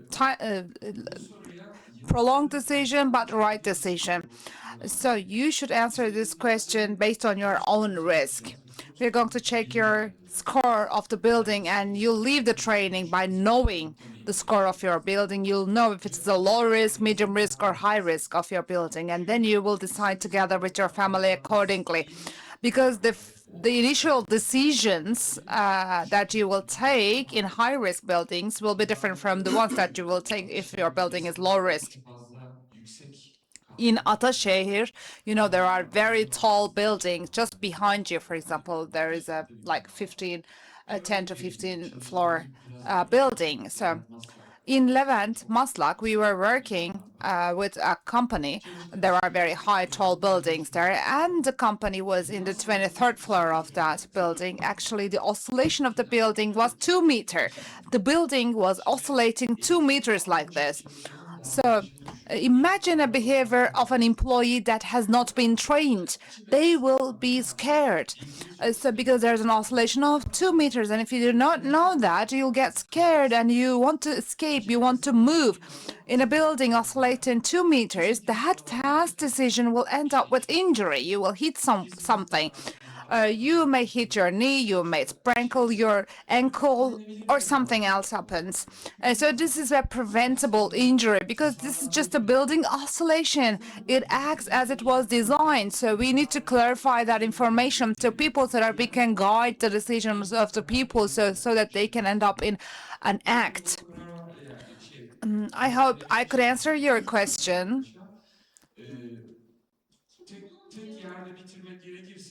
To conclude, the word crisis comes from Greek. Crisis means decision in Greek. So doctors use epicrisis, for example. This is the report where they indicate the decisions taken in that hospital for that individual patient. So crisis is decision. It means look at the options, alternatives, evaluate the options, and then take a decision and get in an act. Going on autopilot and reacting immediately are most of the time problematic. So if we become rational, we need to evaluate our alternatives and then decide and then move accordingly. For the answer of this question, is thinking ahead and getting prepared in advance for possible scenarios and practicing and drilling for that possible scenario. It will guide us in taking our decisions in that moment of crisis. So for the future, companies are drafting a comprehensive preparedness plan for future possible events, but as individuals, we have that responsibility. We need to do something to protect ourselves and our loved ones. How should we get prepared? What should we be aware of? And if you are lazy, I was lazy actually. I was afraid of talking about this with my children until I got that training about where to go when something happens, when a disaster happens, and what everyone in the family should do. And we need to be prepared. May God protect us, but we need to be well prepared against any possible disaster. This is our basic expectation in that training that we will give you. If you have questions, we can get those questions now. Otherwise, we're at the end of our meeting. Any questions? Then, Erdem Bey, thank you very much. I hope this is going to be a very important and fruitful training program for everyone, and I wish you a safe and healthy week. Thank you very much.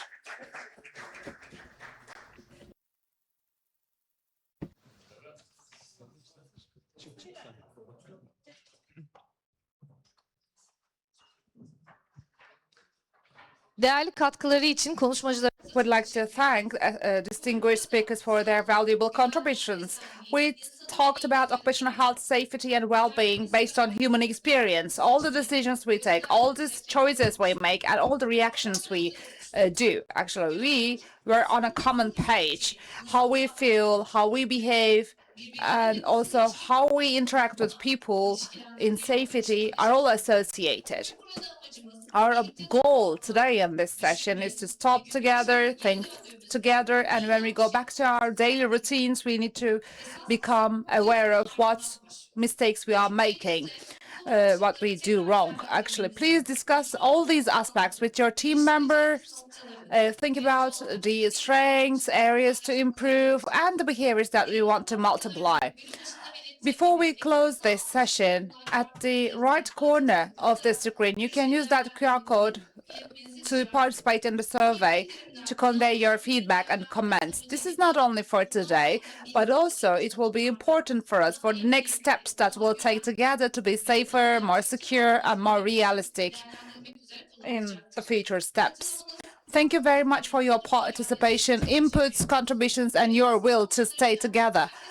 While ending our session, we wish you a safe, healthy working environment that will feel you well. Thank you very much once again.